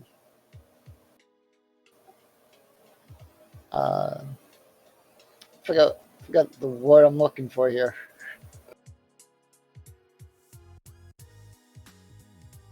I'm gonna say glitches to do. I would you could call it a glitch. I think by in terms of a general category, it fits into a glitch. I would say it's more of a trick or a technique, but yeah, you could call it a glitch. Yeah, it's the first one I learned. I think some people will argue that whether all the bomb jumps in the game were even developer intended, because some of them look suspiciously like they were programmed in that way. There's some strong debates on both sides of that. Very interesting.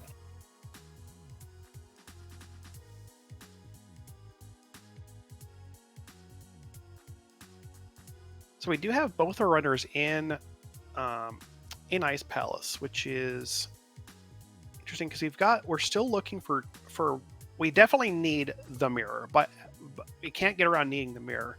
The lamp is logically required. It may be optional if these guys are both comfortable with all the dark rooms they're going to have to deal with. Dark Mire, of course, being one of the worst of them. But yeah, well, yeah, it's tough because I do see questioning in chat like what's whether Dr. Cossack's making a good play here. I don't think it's terrible because there's still really not that much on the table, and he did get Samaria, so it kind of makes sense to go right for ice and do the icebreaker. These the right side chests are pretty quick to access compared to having to do the bomb jump route, and he may just get lucky and get what we need right here. Because if he finds mirror, it's straight up to Ice Palace or not Swamp Palace, no question. right.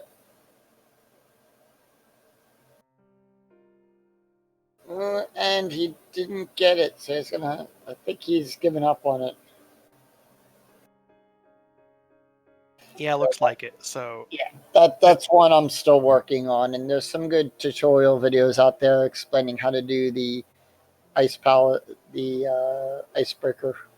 yeah, the summary of it is that you put yourself in a specific spot against the wall, but you're still like 1 pixel into the doorway, and you drop the block in a And specific there's way. our, and I hate to interrupt you there, but there is our lamp. Nope, that's a good interruption. We wanted to see progression, and we found it. A summary of that: use the block to clip yourself through the wall, and basically you can do the entire right side in reverse. It saves a good chunk of time in Ice Palace. Right, and like I said, there's some good videos up there on YouTube. Corey's got some good videos teaching you how to do that as well. That's how I'm learning, and that's how I'm practicing. Absolutely. So it looks like Ham, despite getting that, is gonna go for the full clear here. And I mean, there's a chance that the mirror is in the big chest here. And I don't blame him going back to checking that big chest. I do. If I'm in that situation, I think I'd probably do the exact same thing. Yeah, I think we have one more item in ice. Yeah. So if it's not here in the big chest, then we know it's with Cold Stare. And there's our Master Sword. Not going to complain about that. Do we have still one item on Cold Stare, maybe? Maybe. I think so, yeah. Yeah, we have 2 keys, and I haven't seen it. Well, we'll see a menu here shortly.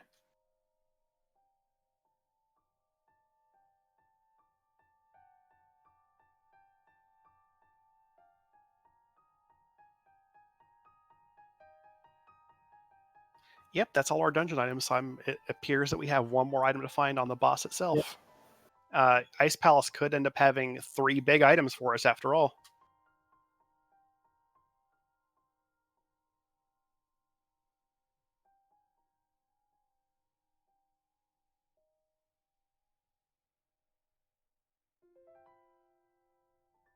Nice use. One of the giant puffs down.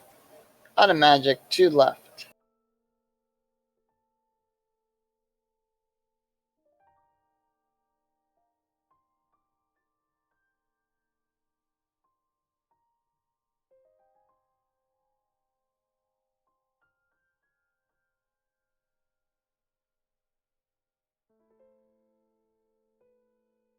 Using one of his blue potions. I'm gonna go ahead and just take that safety. Then he can go back and finish off with a fire rod. Not a problem. And there's Quake. Well, we got 2 good things at Ice Palace, I would say. Quake is probably one of the least useful medallions. It doesn't do much in terms of combat, and we know we don't need it to open any dungeons, but hey, at least we have it. And Ham, now he knows both. He knows both dungeons. They both know both dungeons, so that's not really a big find at all. Yep.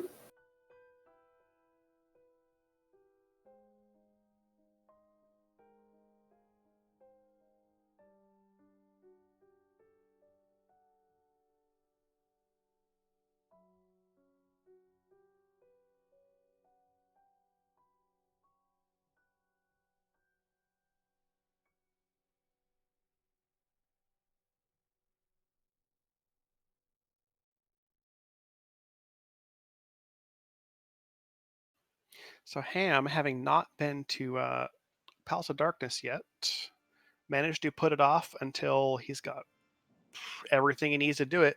Lacking the mirror makes pod routing, if you want to full clear it, a bit tricky, but it'll take a bit extra time, but he'll get through it.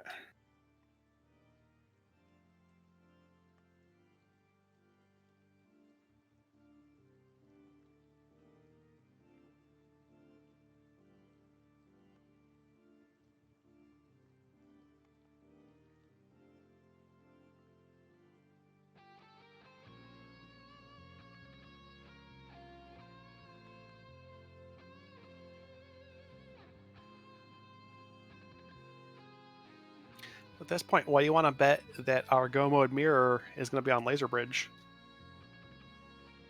When in doubt, or Go Mode item. When in doubt, it's always Laser Bridge, right?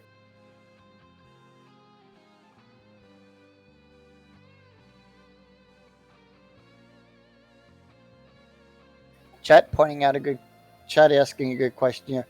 Can the mirror be on the pedestal? I don't see any reason it can't. Our pendant dungeons are Eastern Swamp and Ice. None of them have any mirror requirements. Right, and Dr. Cossack taking a death cold stare. I think that was probably intentional.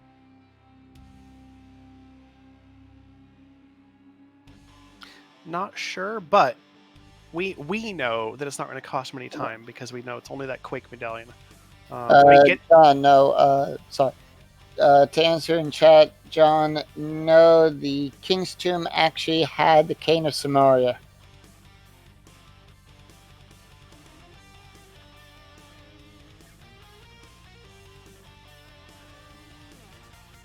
Sorry about that. I didn't mean to cut you off. No, it's fine. It's fine. Yeah, we've had those boots for quite some time, as they did come from the Kakariko well. Yep. Just hadn't seen them actually go to the King's Tomb to check that until just recently for Dr. Cossack. Yep.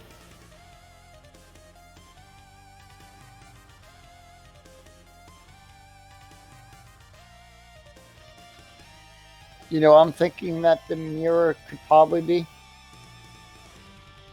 Graveyard Ledge.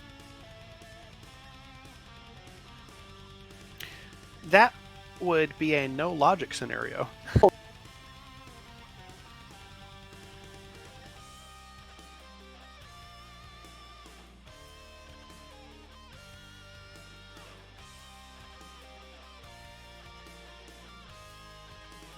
Now, if this was a no logic seed, I have to say it's an awfully nice one because it's given us all of our progression without having to use any major glitches.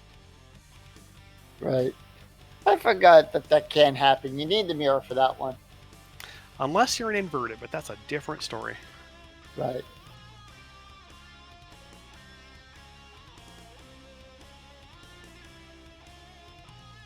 Ham's making a bunch of these checks we've already seen from Dr. Cossack, whereas Doctor himself is going to be heading finally back into the dark maze, getting these last 3 checks, and we'll see what we've been missing for a while.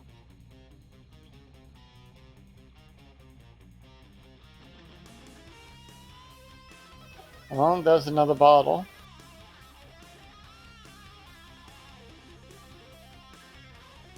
Quick answer to a question. The ice rod was on the bumper ledge. And the cape was our very first item we found in the sanctuary chest. Last chest. What do we have? Moment of truth. 10 hours. Nothing in pod. All right.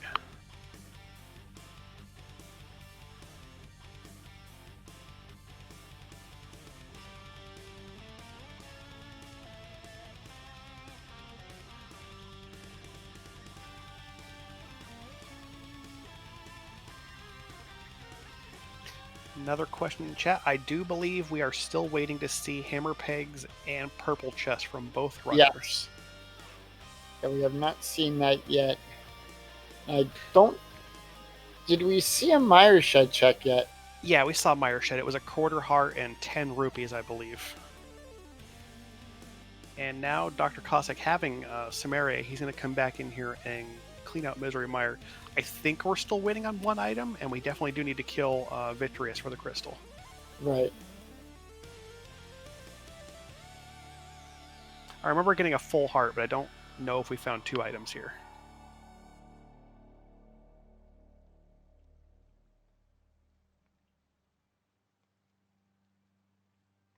Yeah, as far as other things we can do, we are looking at purple chest, hammer pegs, the pedestal, which currently is accessible to neither of them. They'll have to finish off 1 more dungeon each to get the access to that, and Turtle Rock.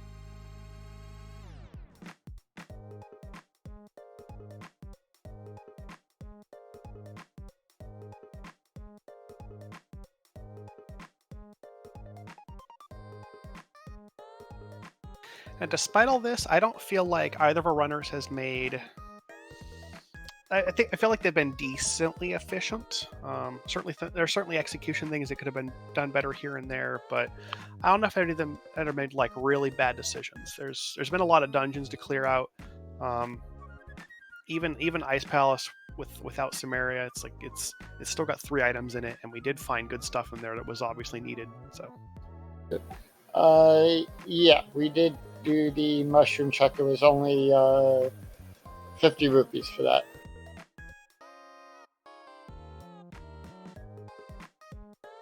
As well as our green pendant turn-in, which I believe was just a bomb pack. Yes.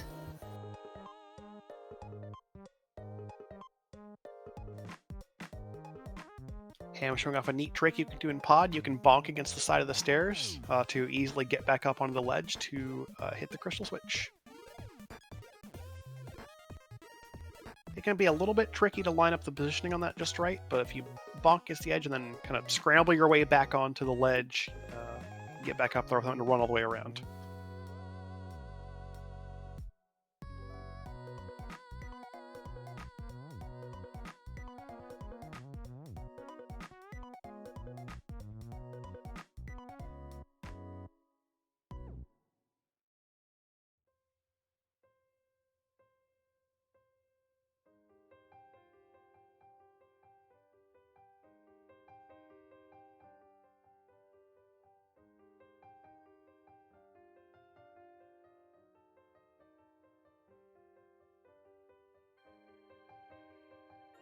Dr. Cossack a little low on health here going into the Vitreous fight. I'm not sure honestly what he's got for I think potions. he still has that blue potion. If he has a blue, then yeah, we should be okay here. He's got the cape, full magic bar. You can go up here and just slash away at Vitreous, completely impervious.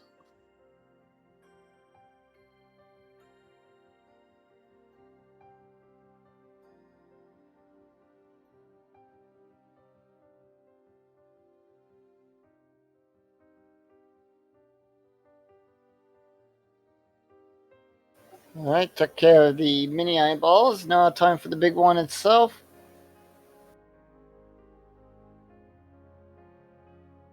Eight arrows right up the middle, that'll do it. what do we get? More Just bombs. some bombs. Welp. Were we visited by MacGyver? We're getting all these bombs today.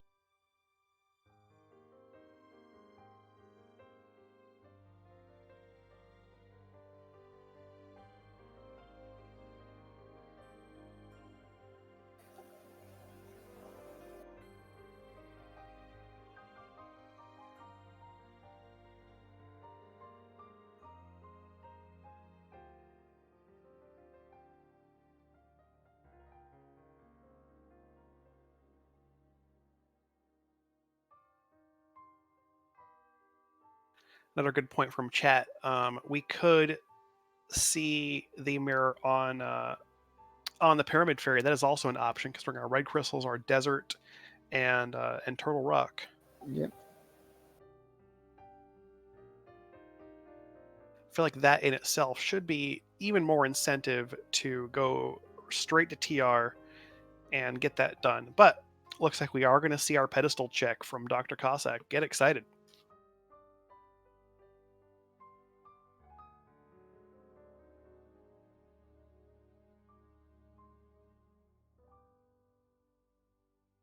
Anytime we get a pedestal check, it's a real hype moment. Yep.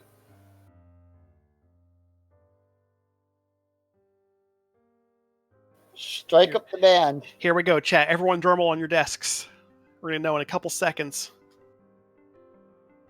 Have the pedestal, please. It is a rupee horde. 300 rupees for that pedestal check. It is most certainly dead.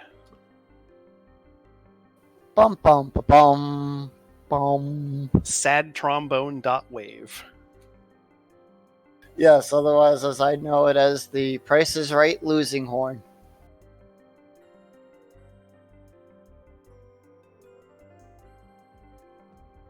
I think there used to be a website that was literally just like sadtrombone.com or something, and it was just a button. You click for that.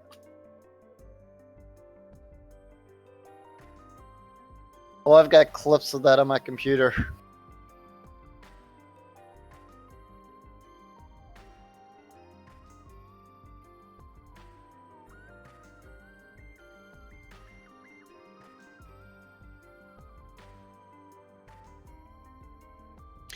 We did see both. I think both runners have already been into Eastern. Yeah, Cannonball's open. Yeah, I think Ham was in here earlier and was not able to get through the back room to get to Armos. So he's coming back here now to clean it up because there is one item left for Ham in here. We know it's nothing, but he doesn't. Yep.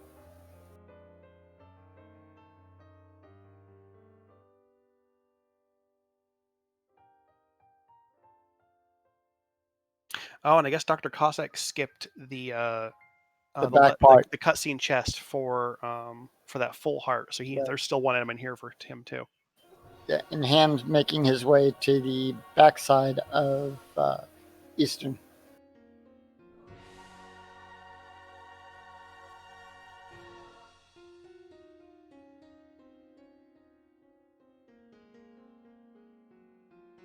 Get a little bit juked by the Igors.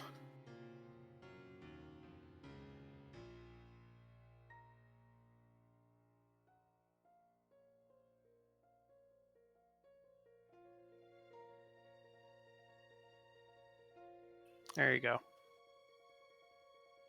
I was going to say Deadpool's having trouble shooting off a bow and arrow. Apparently. I was going to say, Igors are interesting enemies in that normally when you go from sword to sword, the number of hits that it takes to beat an enemy gets cut in half. But Igors are weird. The Master Sword takes 4 slashes to kill an Igor, like a green one, whereas the Tempered Sword only takes 1. So it is better in that case to still use the bow on them. Or throw a pot if it's convenient, because those deal Tempered Sword damage. Does that still work? Now, does that trick work on the red ones as well, too? Of course not the red ones, though. The red ones are only vulnerable to the bow. Okay.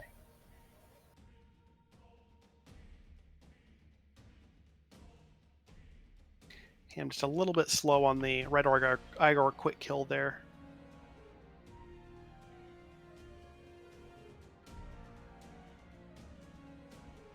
And Dr. Cossack is going to make his next attempt on Cold Stare. Still cleaning up. I feel like at this point we're getting down to stop putting off Turtle Rock. Right. It's got 5 items. I know it's a big scary dungeon. It's got some tough stuff in it, but you can't put it off for this long. And both runners have red mail. Well, and Ham has red mail, so at least he'll be taking a lot less damage than having the blue mail.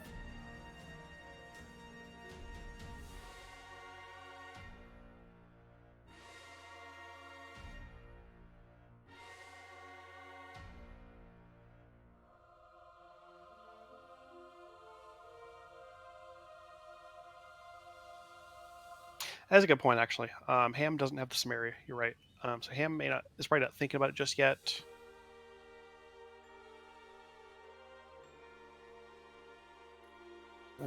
And Ham did. Well, we'll also get Ham also checking the pedestal as well.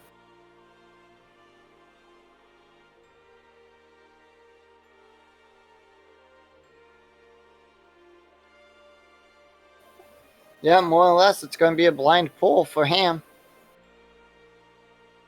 He is going to blind pull it and get that 300 rupees.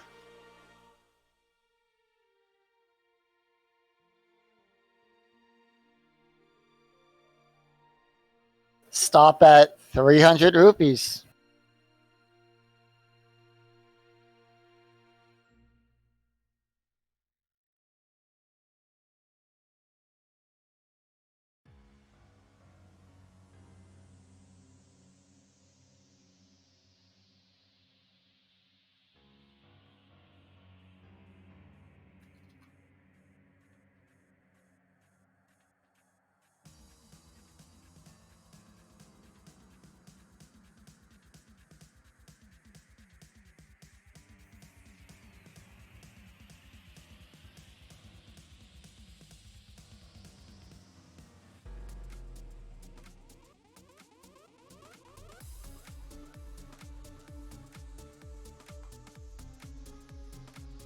All right, here we go. Moment of truth time.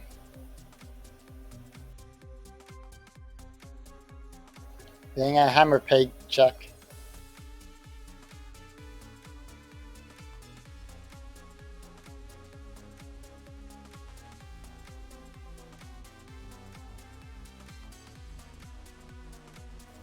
Inside the hammer pegs we have 20 rupees. 20 rupees. Yep, there's another one.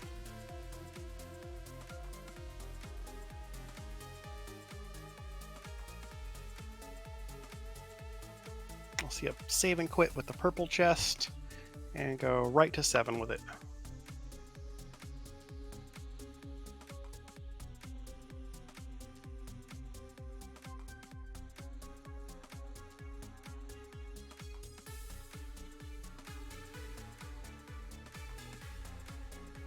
Chat is talking about Dr. Cossack's ice rod situation. I believe he knows it's there.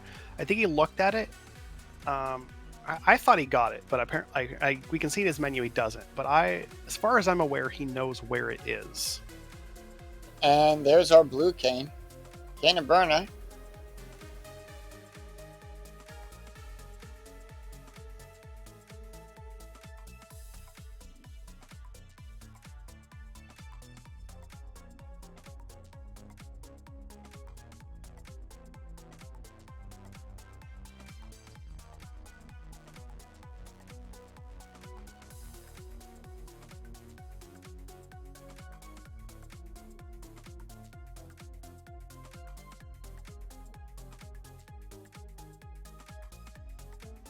Yeah, Ham's gonna finally get over here to King's Tomb and get that cane of Samaria that's been missing for so long. Yep. And that's gonna put him into 1 item away from go mode. And I can't think of anywhere else he's gonna be able to go except for straight for TR.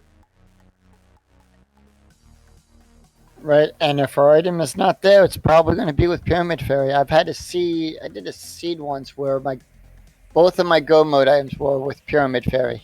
Oof, that is gross.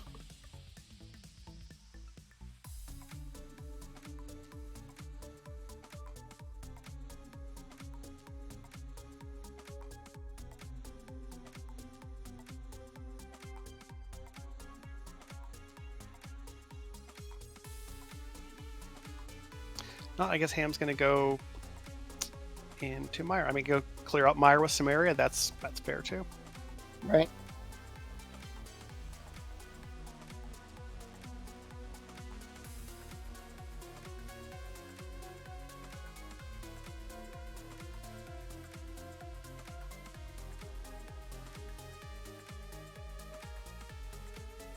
I guess it's not that bad considering there's not really anything you're going to get that's going to make Meyer more convenient.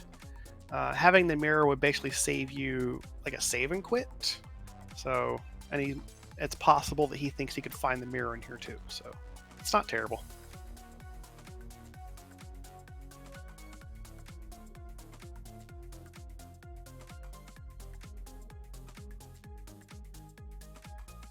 Dr. Cossack having a better cold stare fight this time around. Gets the bad news that it's just a Quake medallion.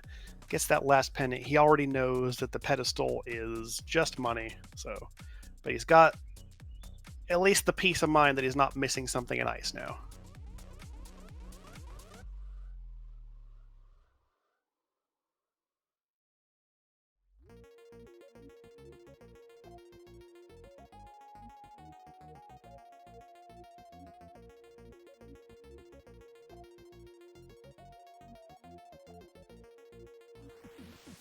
So as a reminder, Dr. Cossack does need to do the blacksmiths to acquire the hook shot. It's possible he's putting that off because he may think he needs to have the mirror, but you definitely don't. You can pick up the rock and grab the smiths and save and quit, and then walk back to the Walker Flute through Light World. We might be seeing that finally here, though. Yep.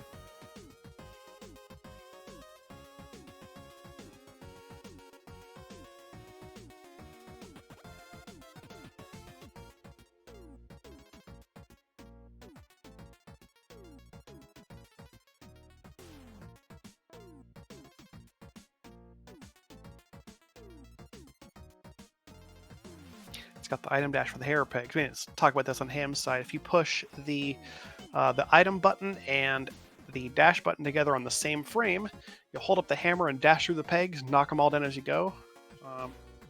As long as you can get the rhythm, it's an easy thing to do.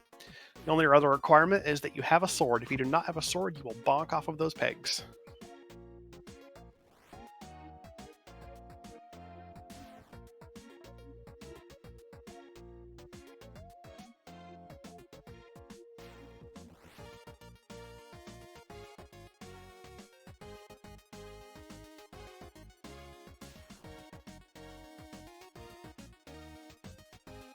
Ham taking a different approach to Victorious, using the bow on the eyes. They have pretty much similar equipment, so he could very well use the cape and go up and just stand in the slime and slash away. Perhaps doesn't quite realize he can do that. Right, and we are getting a save and quit on Dr. Croc's side. He's picked up that smith, going to get finally pick up that hook shot, and then our runners are going to be on almost even terms in inventory. It's just going to be two blue items on Ham's side that separate them: the ice rod and the cane of Burna.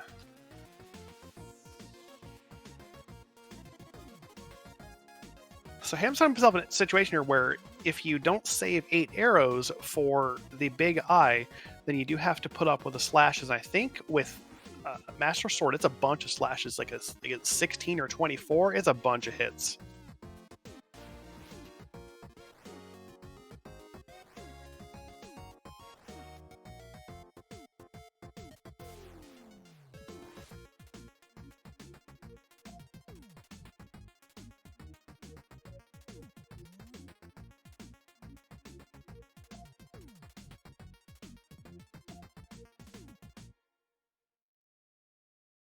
And with that, Ham picks up their next crystal.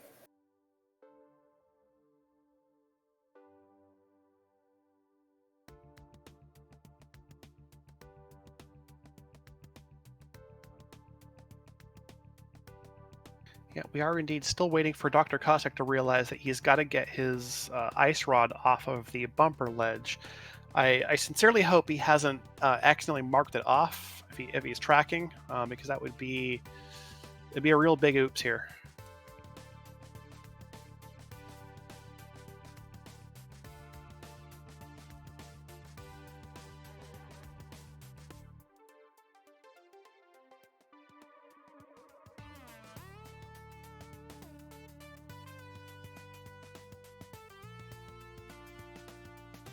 Oh, he still hasn't. Oh yeah, because he hasn't done paradox. He just got his hook shot, so he does still have these checks here. He might be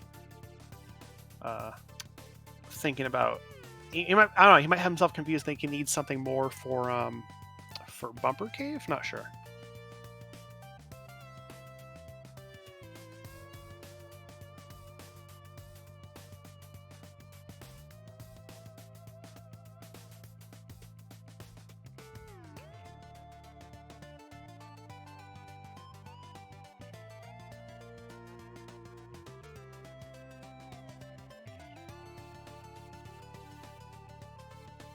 Meanwhile, on Ham's side, we do have the play into TR going to be made here. Get that Ether Medallion out, open the dungeon, and we're going to see if it's in Turtle Rock or beyond, which beyond basically means if it's in Pyramid Fairy. But once we have that mirror, whether we find it here or at the pyramid, we're going to be in go mode.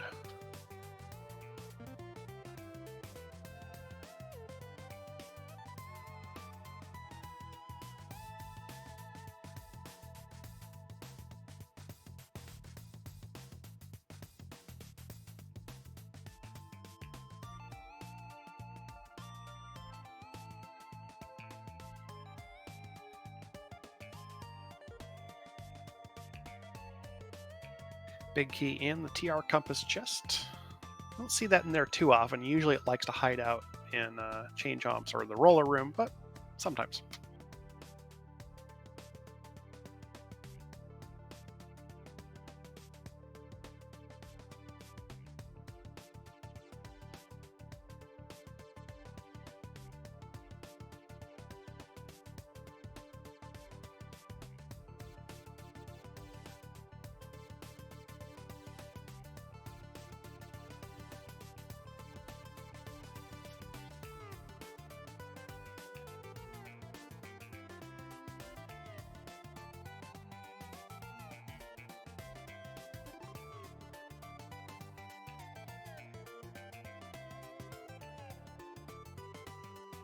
And just keys up top in Turtle Rock so far.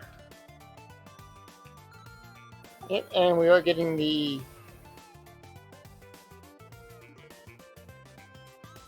check. Hopefully Laser Bridge does have our items.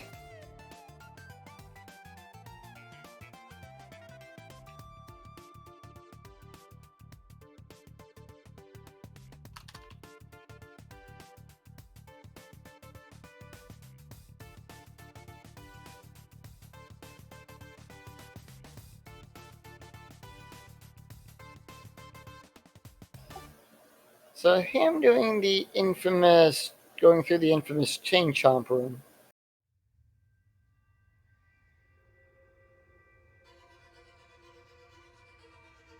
And that's our mirror in the chain chomp chest. Ham, of course, has complete Turtle Rock access. There's no reason to bail out here. That's go mode at 1 hour, 51 minutes, some seconds. Should clear this dungeon completely, then go about to Swamp, and then unfortunately to make one more trip up the mountain to do GT, but that's just how the logic worked out here. Almost a little shy of 2 hours before being in go mode this time.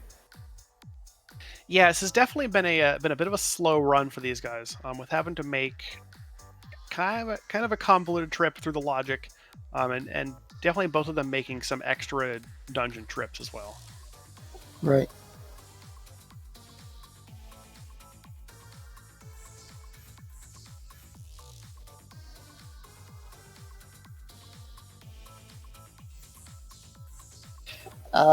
Laura, to answer that question, Ice Rod was in the Bumper Ledge cave. which, just as a reminder, has been in Logic for quite some time. They had the cape in Sanctuary. The mitts were found in Thieves Town. It's been very much accessible for quite a while. And Dr. Cossack finally getting back to Bumper Ledge here. Good deal. I was gonna say, it's the longer he waits to come back here to get that, the longer he's just gonna be losing time here. But this should hopefully stop the bleeding, and maybe we'll get back on track here. Yep. Ham going over to check Mimic Cave. So they are in go mode, but we're still hunting for silvers and swords. Right now we're looking at Master Sword Silverless, as Mocha Jones and Chaz pointing out, which is not an ideal situation for a lot of our less experienced runners. They'd like to have tempered silvers. That would make it, again, a fight much more comfortable. So we'll definitely see some more checks as they're working through the rest of their dungeons. Probably not the out of way ones, most likely, but we'll see convenient ones like this big chest, for instance.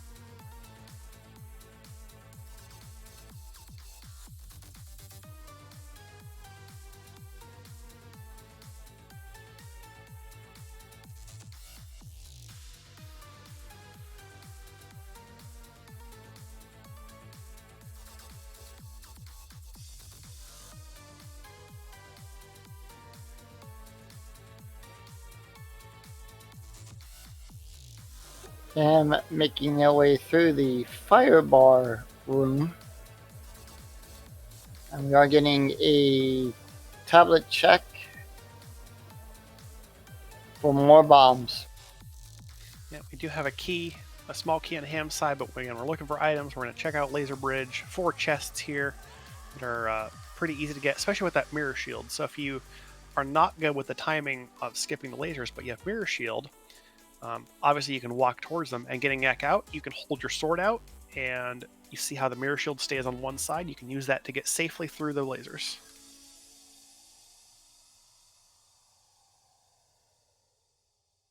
And then, of course, also the safety door. If you open this exit up, exit, and then come back in. If you die, you'll respawn here and be much closer to Trinex as compared to any of the other doors in the dungeon. Right.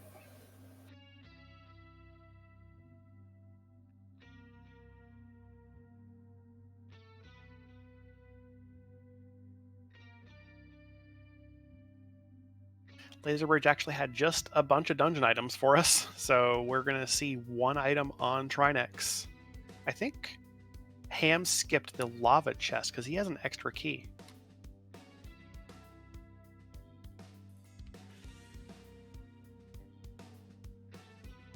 I wasn't super paying attention, but I don't think there's anywhere else in TR you can really not spend that key. It's a fairly linear dungeon overall.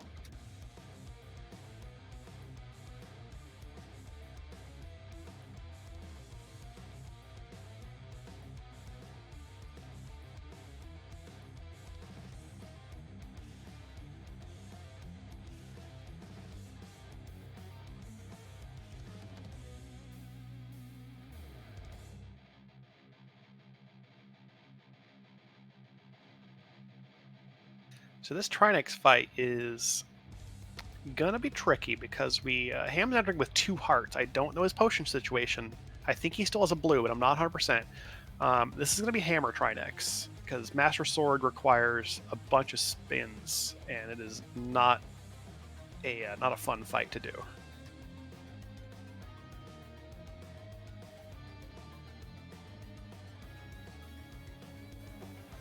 And Ham taking the death on Trinex.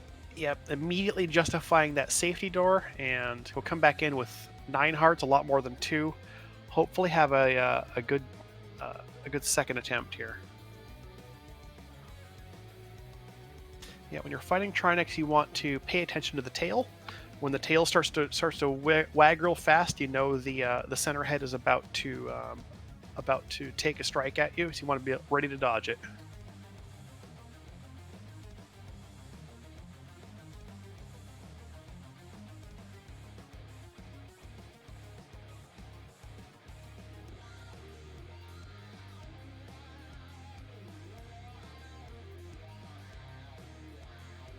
Yeah. Tick number 2 for Ham on Trinex.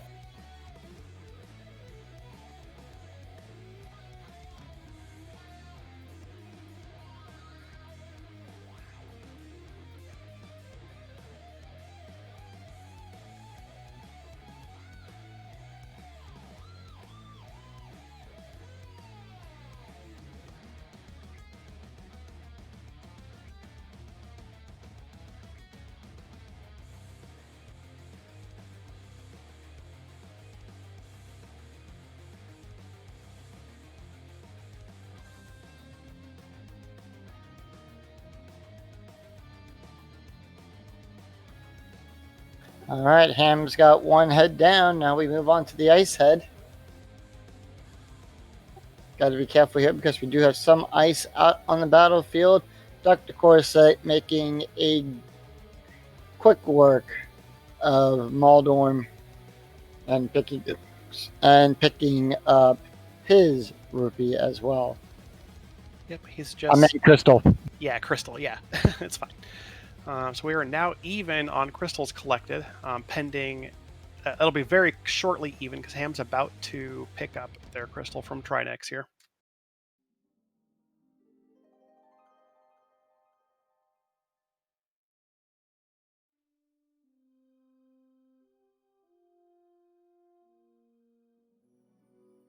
Trinex Phase 2, not really so bad as long as you can just manipulate its movements to give yourself space. And the hammer does deal tempered sword damage, so it's going to be, I think, One more. 6 hits in total. There you There go. we go. And down goes Trinex.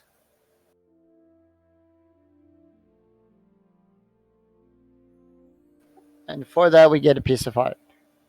So 18 pieces of heart in this seed.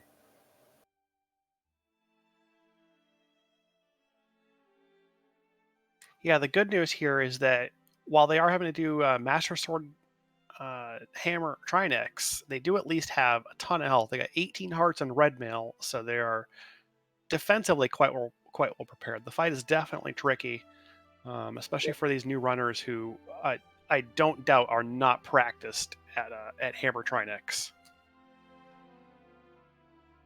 And Ham did a great job with that, though. Yeah, that second attempt looked great. He did need to use the blue potion, but after that, he had not much issue at all. Whether that was just by virtue of the blue potion itself, or just giving him a lot of confidence by having it, it was a solid play of it.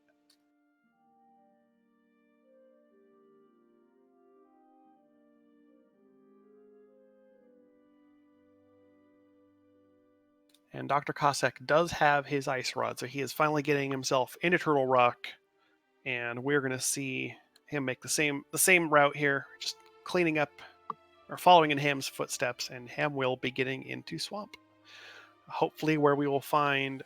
I mean, honestly, for making the seed maybe a little less of a challenge for them, let's at least see one more sword in those silvers. I'm really hoping for it. Yep. Well, when in doubt, service will probably always be in GT. Yeah, I mean, we only need one bow, logically, so it's entirely possible the other one could basically be anywhere.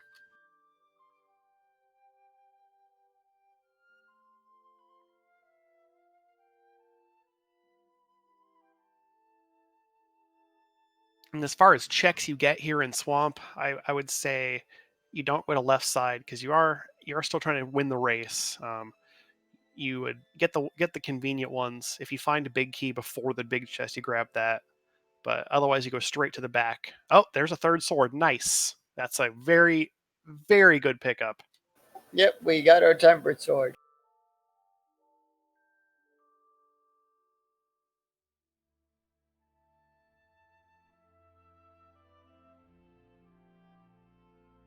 Honestly, with that temper pickup, we could see him just slam through the rest of the dungeon. But I don't know his comfort level. He might still make some more checks, hoping for the silvers. I'm not super familiar with either of the runners how much they'd want to do silverless Ganon.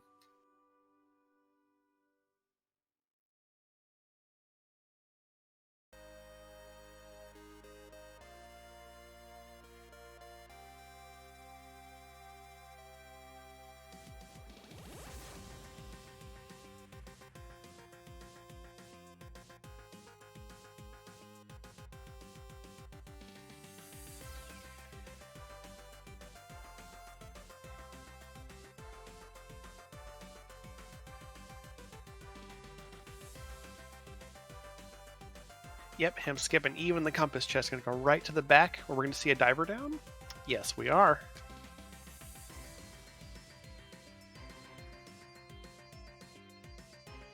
So here's a cool trick. We're going to see, yep, cane setup. So you put a block here, you jump in the water, jump out, wiggle yourself between the block by holding right and then upright with the sword out. You jump in the water, there you are. The water is fake. It doesn't exist.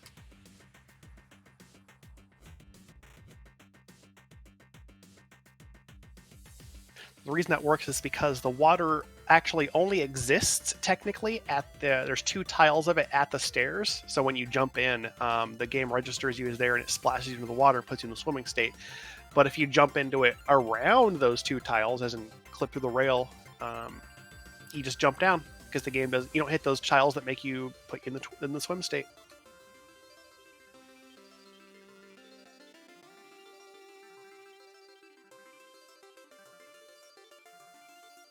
Also, yeah, Deadpool can't drown, so that's another good point. He's not even worried.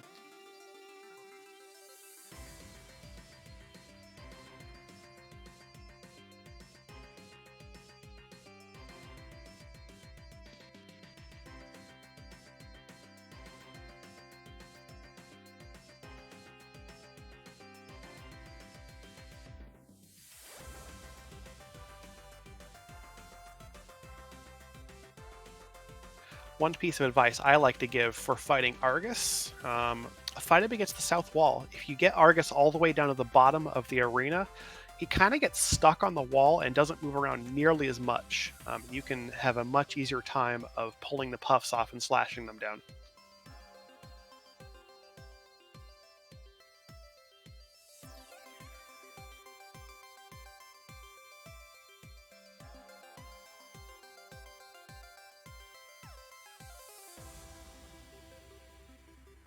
That is Argus taken down. Ham gets a piece of heart.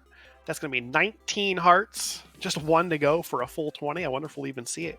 There's a chance in GT. Right. 22 chests in GT. So get your guesses in as we play everyone's favorite guessing game, the Ganon's Tower Big Key guessing game. So I'm going early. I'm thinking 4. Numbers I've put in there.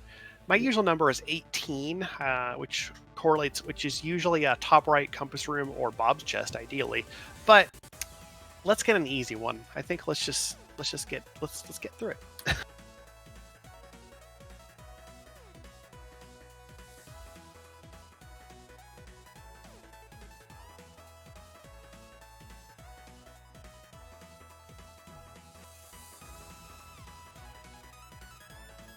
Several people in chat just clambering to find a number that hasn't already been picked. Yeah, someone already picked my number. And I always go with number 9.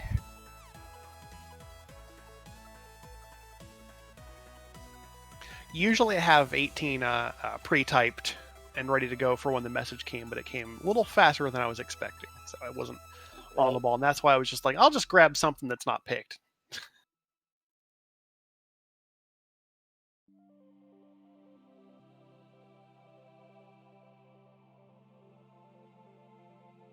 We'll be closing that in about another minute here, so get your guesses in before we get into the tower. Before we say no more bets.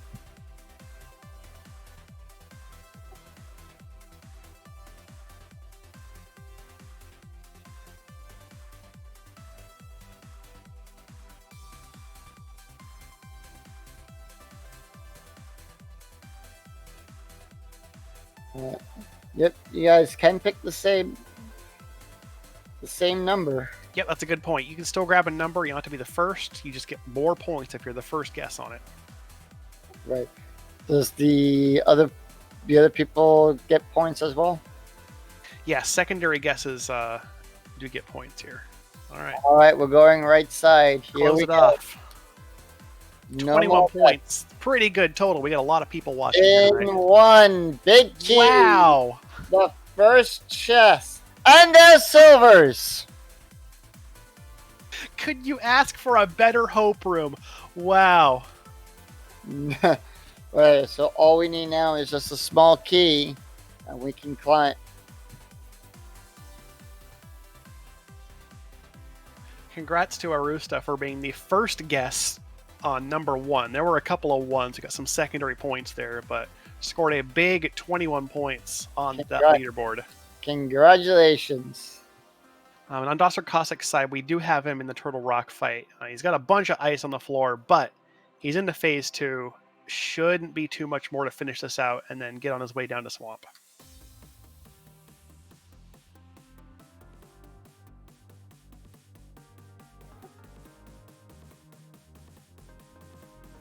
As Ham makes their way up through the gauntlet into the first mimic room.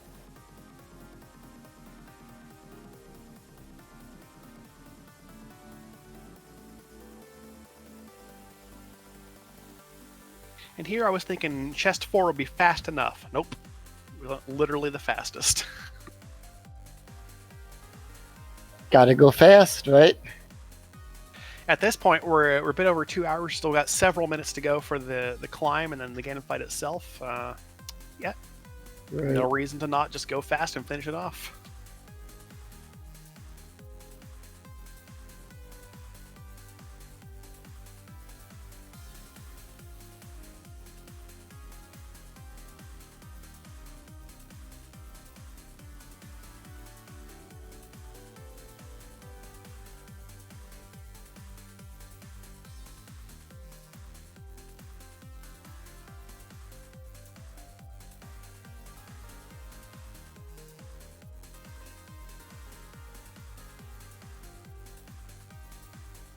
Alright, Ham making their way now through the gauntlet of villains.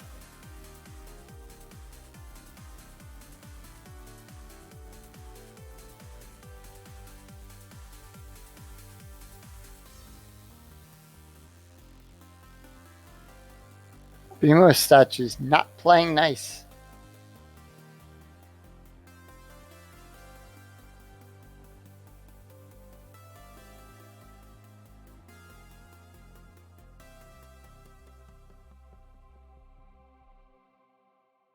And Doc going to go check out Pyramid Fairy.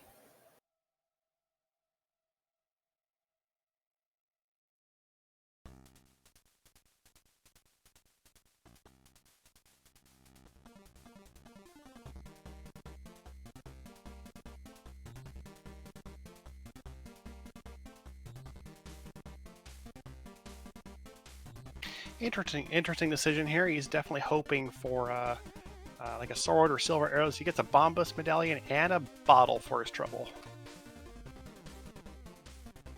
I think if you do find a bottle here and it's like a bee or something, the ideal thing would be to immediately empty it and throw it in and see if you get a free potion from the Fat Fairy. Right, and we're now up into the Wizrobe rooms.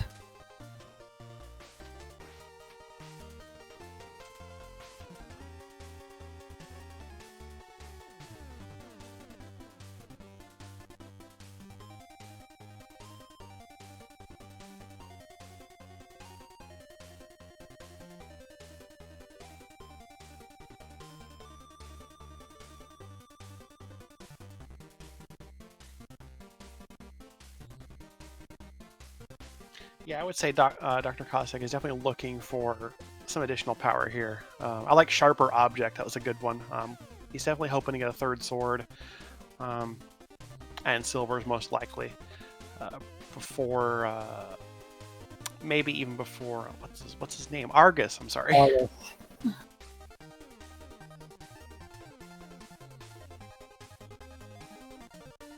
now we're into the mini Helmasaur room on Ham's side. Is he going to make any checks? Nope, just going for it. He's satisfied.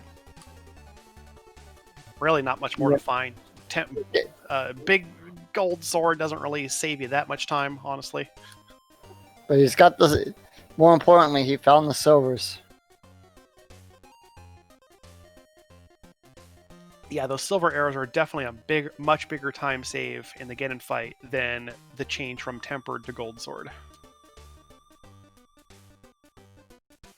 And in the last chest before Moldorm 2, we've got more bombs. Ooh, and he got the spark in an odd position there. Have to just kind of take some damage to get through it. Yeah, he stranded it in the right by the doorway.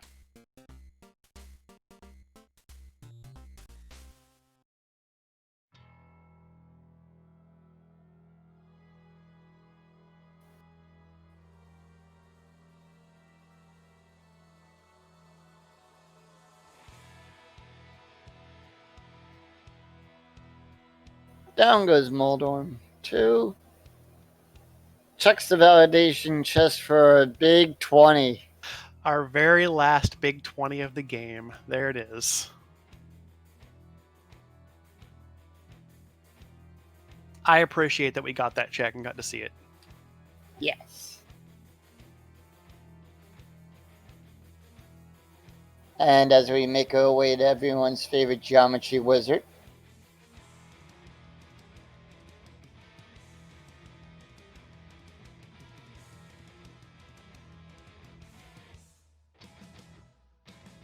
Trigonagging him open up with some not great patterns. This one reminds me of 3 cushion pull.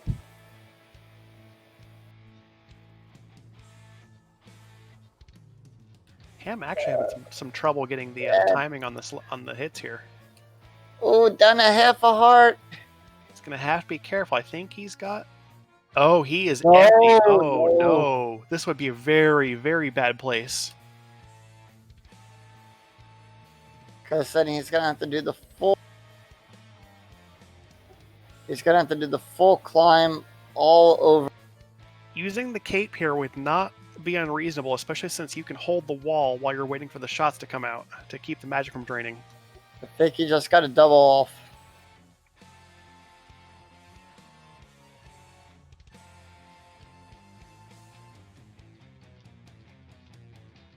Oh no! Oh no! And he takes the death on Moldorm. I mean on Aga.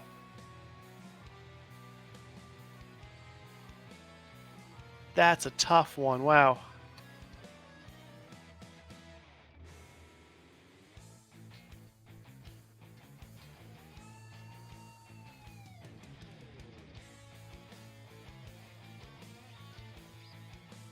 Yeah, this is tough because you think, well, man, you could go get potions, but it's Ganon's tower. To go get potions here would be, it's definitely a long walk to get back up here. Yep, and he just passed up that full the full magic refill too. Down to 2 hearts. This is rough.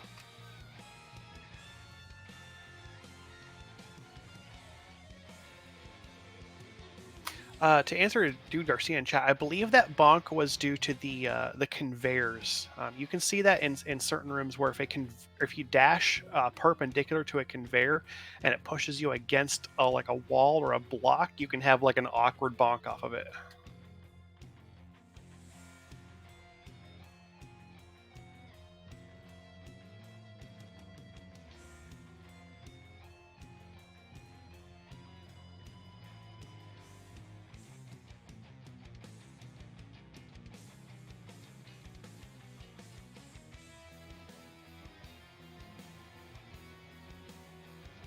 Cam can at least stop off in the pit stop fairy room and get some hearts back. They don't have a bug net, so you can't capture any, but you can at least get back to almost full health with them.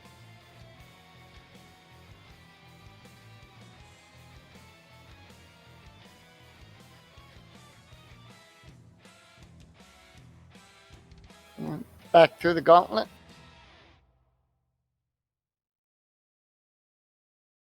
And meanwhile, Dr. Cossack has taken care of Argus. He is on his way back up the mountain. Going to be joining him in GT momentarily here. Let's just hope he does the same play, checks those 2 chests in Hope Room, and then is going to go straight up. We'll just hope for Hope Room.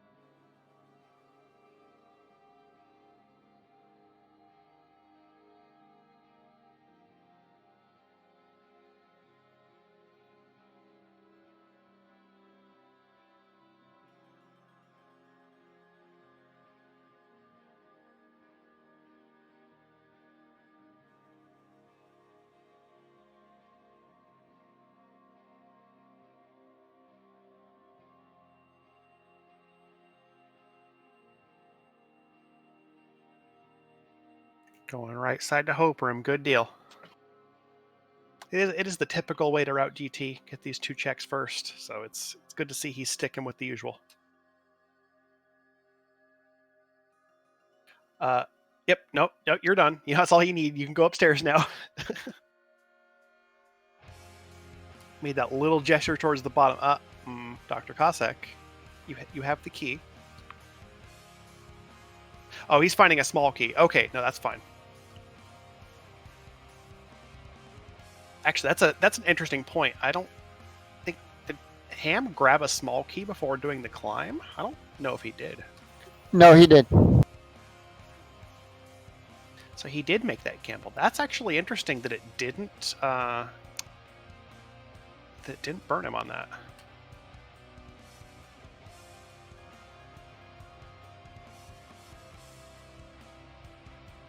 Unless Ham did grab that before he went up, and I just completely whiffed it. That's entirely possible. On his first trip, I mean. Okay, chat's telling me I'm wrong. Thank you, chat. You're a bunch more eyes than I am, and a bunch of better memories. I appreciate all of you keeping me right.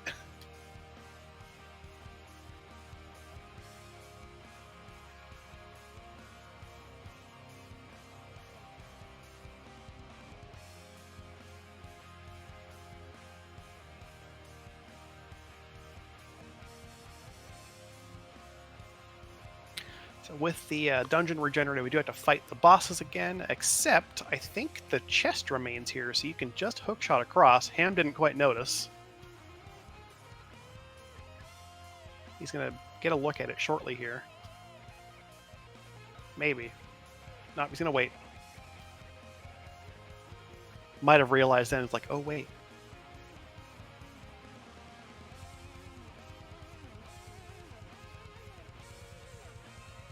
He was standing just far enough north that he didn't realize the chest was still sitting there opened.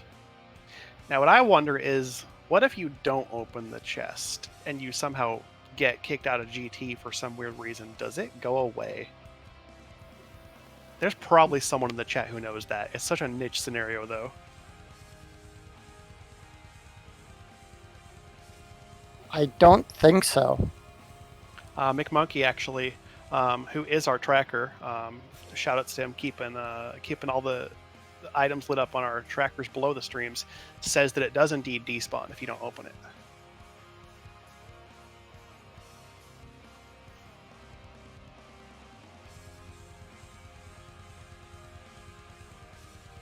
Oh, this is the validation chest we're talking about?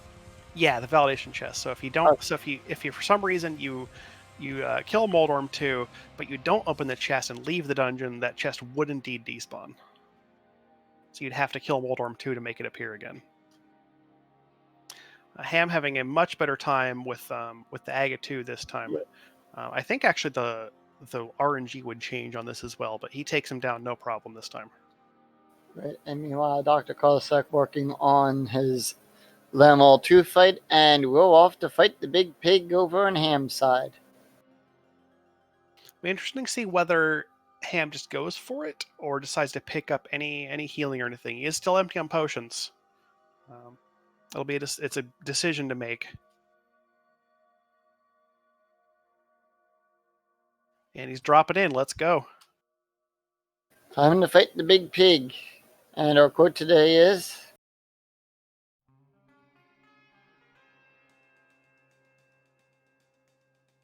I'm not sure where that quote's from. I actually don't. I know I've heard it somewhere, but I don't honestly remember the reference, and I feel like I'm going to feel bad for not knowing exactly where it is.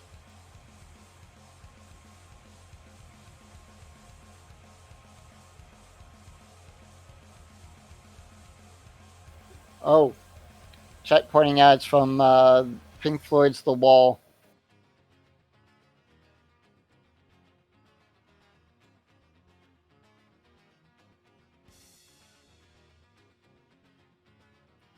I don't feel so bad about myself because if it's song lyrics, I have an awfully hard time memorizing them. So that's I'm not surprised I wouldn't remember that.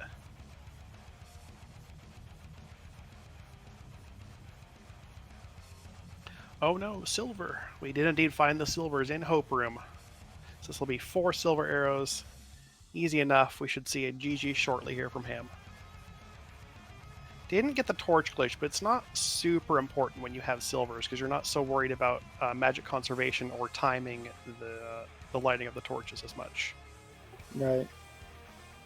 Except if he runs out of magic, actually this could be tricky here. Oh, if he runs out of health too. Oh no.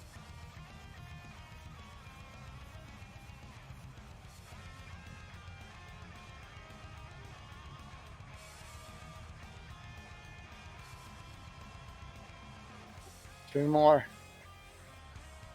One more.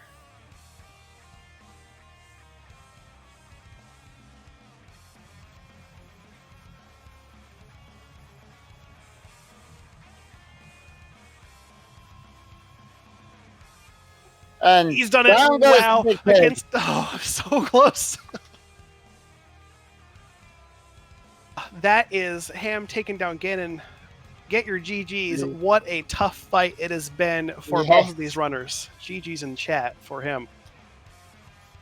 And with half a heart, Ham officially finishes with a time of 2 hours and 26 minutes. And I'm agreeing with the Triforce on that one. Well, that did just happen. That did just happen. And then our official time, of course, on racetime.gg is 2:26:10. 2:26:10 seconds.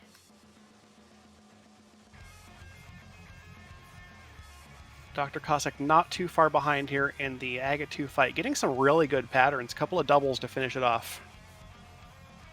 Yep, so he is right behind going on to his big pig fight. Same equipment level, Master Sword Silvers.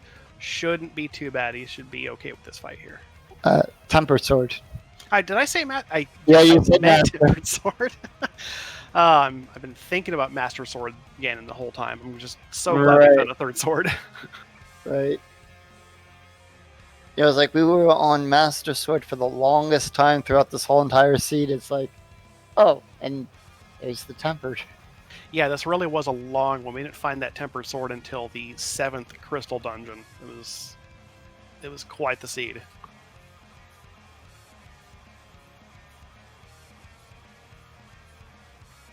And we do have Ham down in our green room. We will get some interview time with him as soon as he gets up in here into the main room.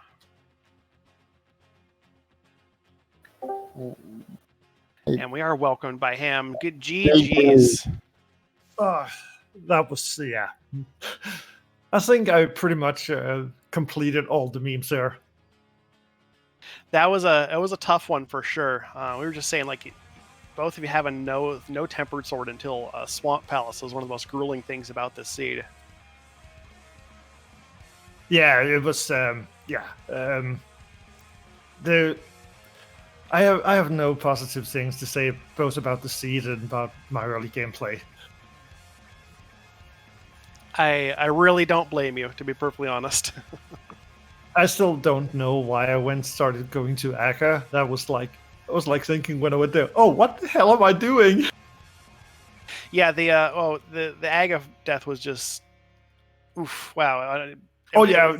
I think I was on my way to Akka 1 early in the seed. I was just like, what am I doing? Oh, right, the Aghanim one little gesture in there. Yeah, we were thinking like, oh, it's And just keys in there. Yes, we do have Dr. Cossack's GG not too far behind, taking down the pig, gonna walk across the bridge of perils and get that Triforce. GG's in chat for him too. Yeah, that Akka 2 death, that was just, oh man. That was rough. I was really pulling for you there. I was just like, oh god, it's half a heart. Like, please Yes. don't do it. that I was having flashbacks of my Ganon fight in Ocarina of Time when I first played that. The thing I was most annoying of, I was actually, I was thinking about getting potions just before I went back up there, and I forgot. Yeah, well, we're talking about that too. It's like potions, you would like to see them, but it's a really long trip back up the mountain if you're gonna go to potion shop. Oh yeah, I should have gone there before I went up the mountain. Yeah, that would have been the most ideal time is before GT. And I have plenty of money for it because of the pet pool. Oh yeah, the blind pet pool. Dr. Cossack did check that a good bit earlier. He made a trip up there just for Ped, so he did know that was there. Well, considering I'd already done Skullwoods and Ice Palace, and because of my early deaths in EP, then basically I only had the boss left, and I figured, yeah, clearing EP, it's just going to be about the same speed as going to Ped and figure it out. So I thought, what the hell? Yeah, it was it was just never convenient to check that because you guys had the mirror was also super late. So yeah.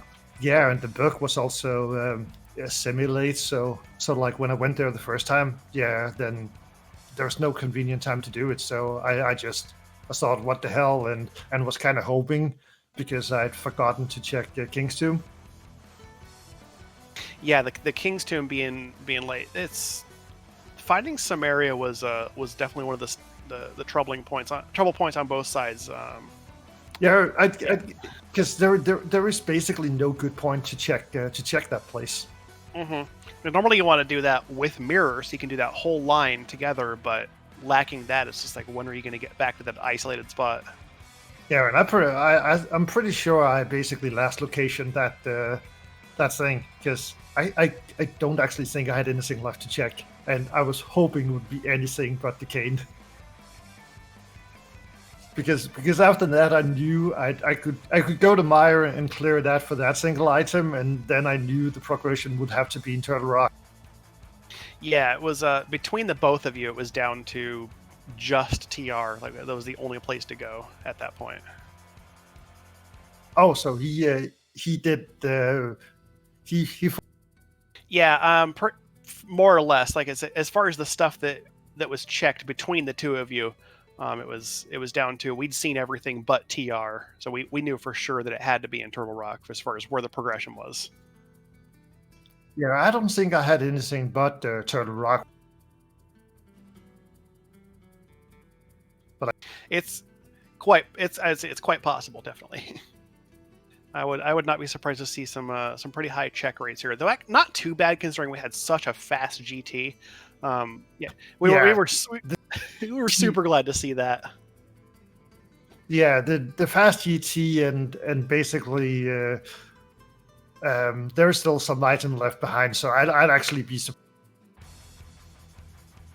Yeah, I'm thinking like in the 170. Yeah, it's there was enough pendant dungeon clearing. We're probably looking at some 170s here. Yeah, and I pretty much full cleared Mire. So yeah, there is basically everything but the mirror spots was pretty much full cleared. So I'm thinking about 170, but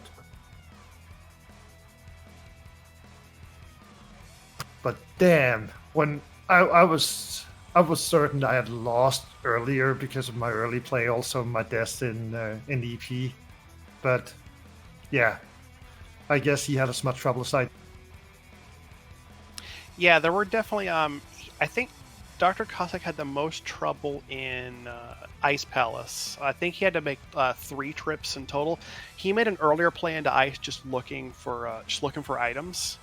And then the second trip in, I believe, was a death on Cold Stare. So it necessitated one more, so he knew it could be cleared out while he was still looking for progression. Yeah, it's. I was with those kind of low percentage plays in like Ice Palace, my Skullwoods. I was kind of happy with those because that's a lot better than I'm usually doing it. That I had no place, no deaths in the bigger dungeons until I hit GT. I was like, I died on Trinex, but I kind of expected that going. Yeah, the first attempt on Trinex, that was pretty much just an easy, like that was more like a jump off of laser bridge to get your health back situation. Yeah, I should have done. Yeah, but then you both had actually really not terrible hammer Trinex fights. Like I know that can be a tough one for a lot of people, but you both did an all right. Oh yeah, that was I think that was like my second time ever doing. Yeah, it's a tough fight. It requires a lot of patience and just. But you both handled it. Yeah, I was. Well, all in all, I can't be unhappy. I'm not happy with some of my plays, but yeah. And like I said, you actually your Mothula or your Skullwoods play really wasn't that bad considering Fighter Sword Mothula with Fire Rod half magic, like not altogether bad. No, that's the only reason I did it, because half magic and fire rod. Yeah, I can do this. Even though that was like I had half a heart left when I killed him. Yeah, it was still definitely tense. We were really pulling for like, oh, is he gonna get it? That actually, I wasn't nervous before the fight, but when I went down to half a heart, then I was like, uh-oh. And you were also out on magic with that as well too. Yeah, I had to. I had to refill them there because I had the green. Yep, that green potion was very quite convenient. Yeah, that was also one of the only reasons I actually did it, because I knew I could refill magic, because fighting it with Fighter Sword, that's never. You don't want to do Fighter Sword Moth, and I know I can. I just don't want to. I know I can't, because I just take too much damage.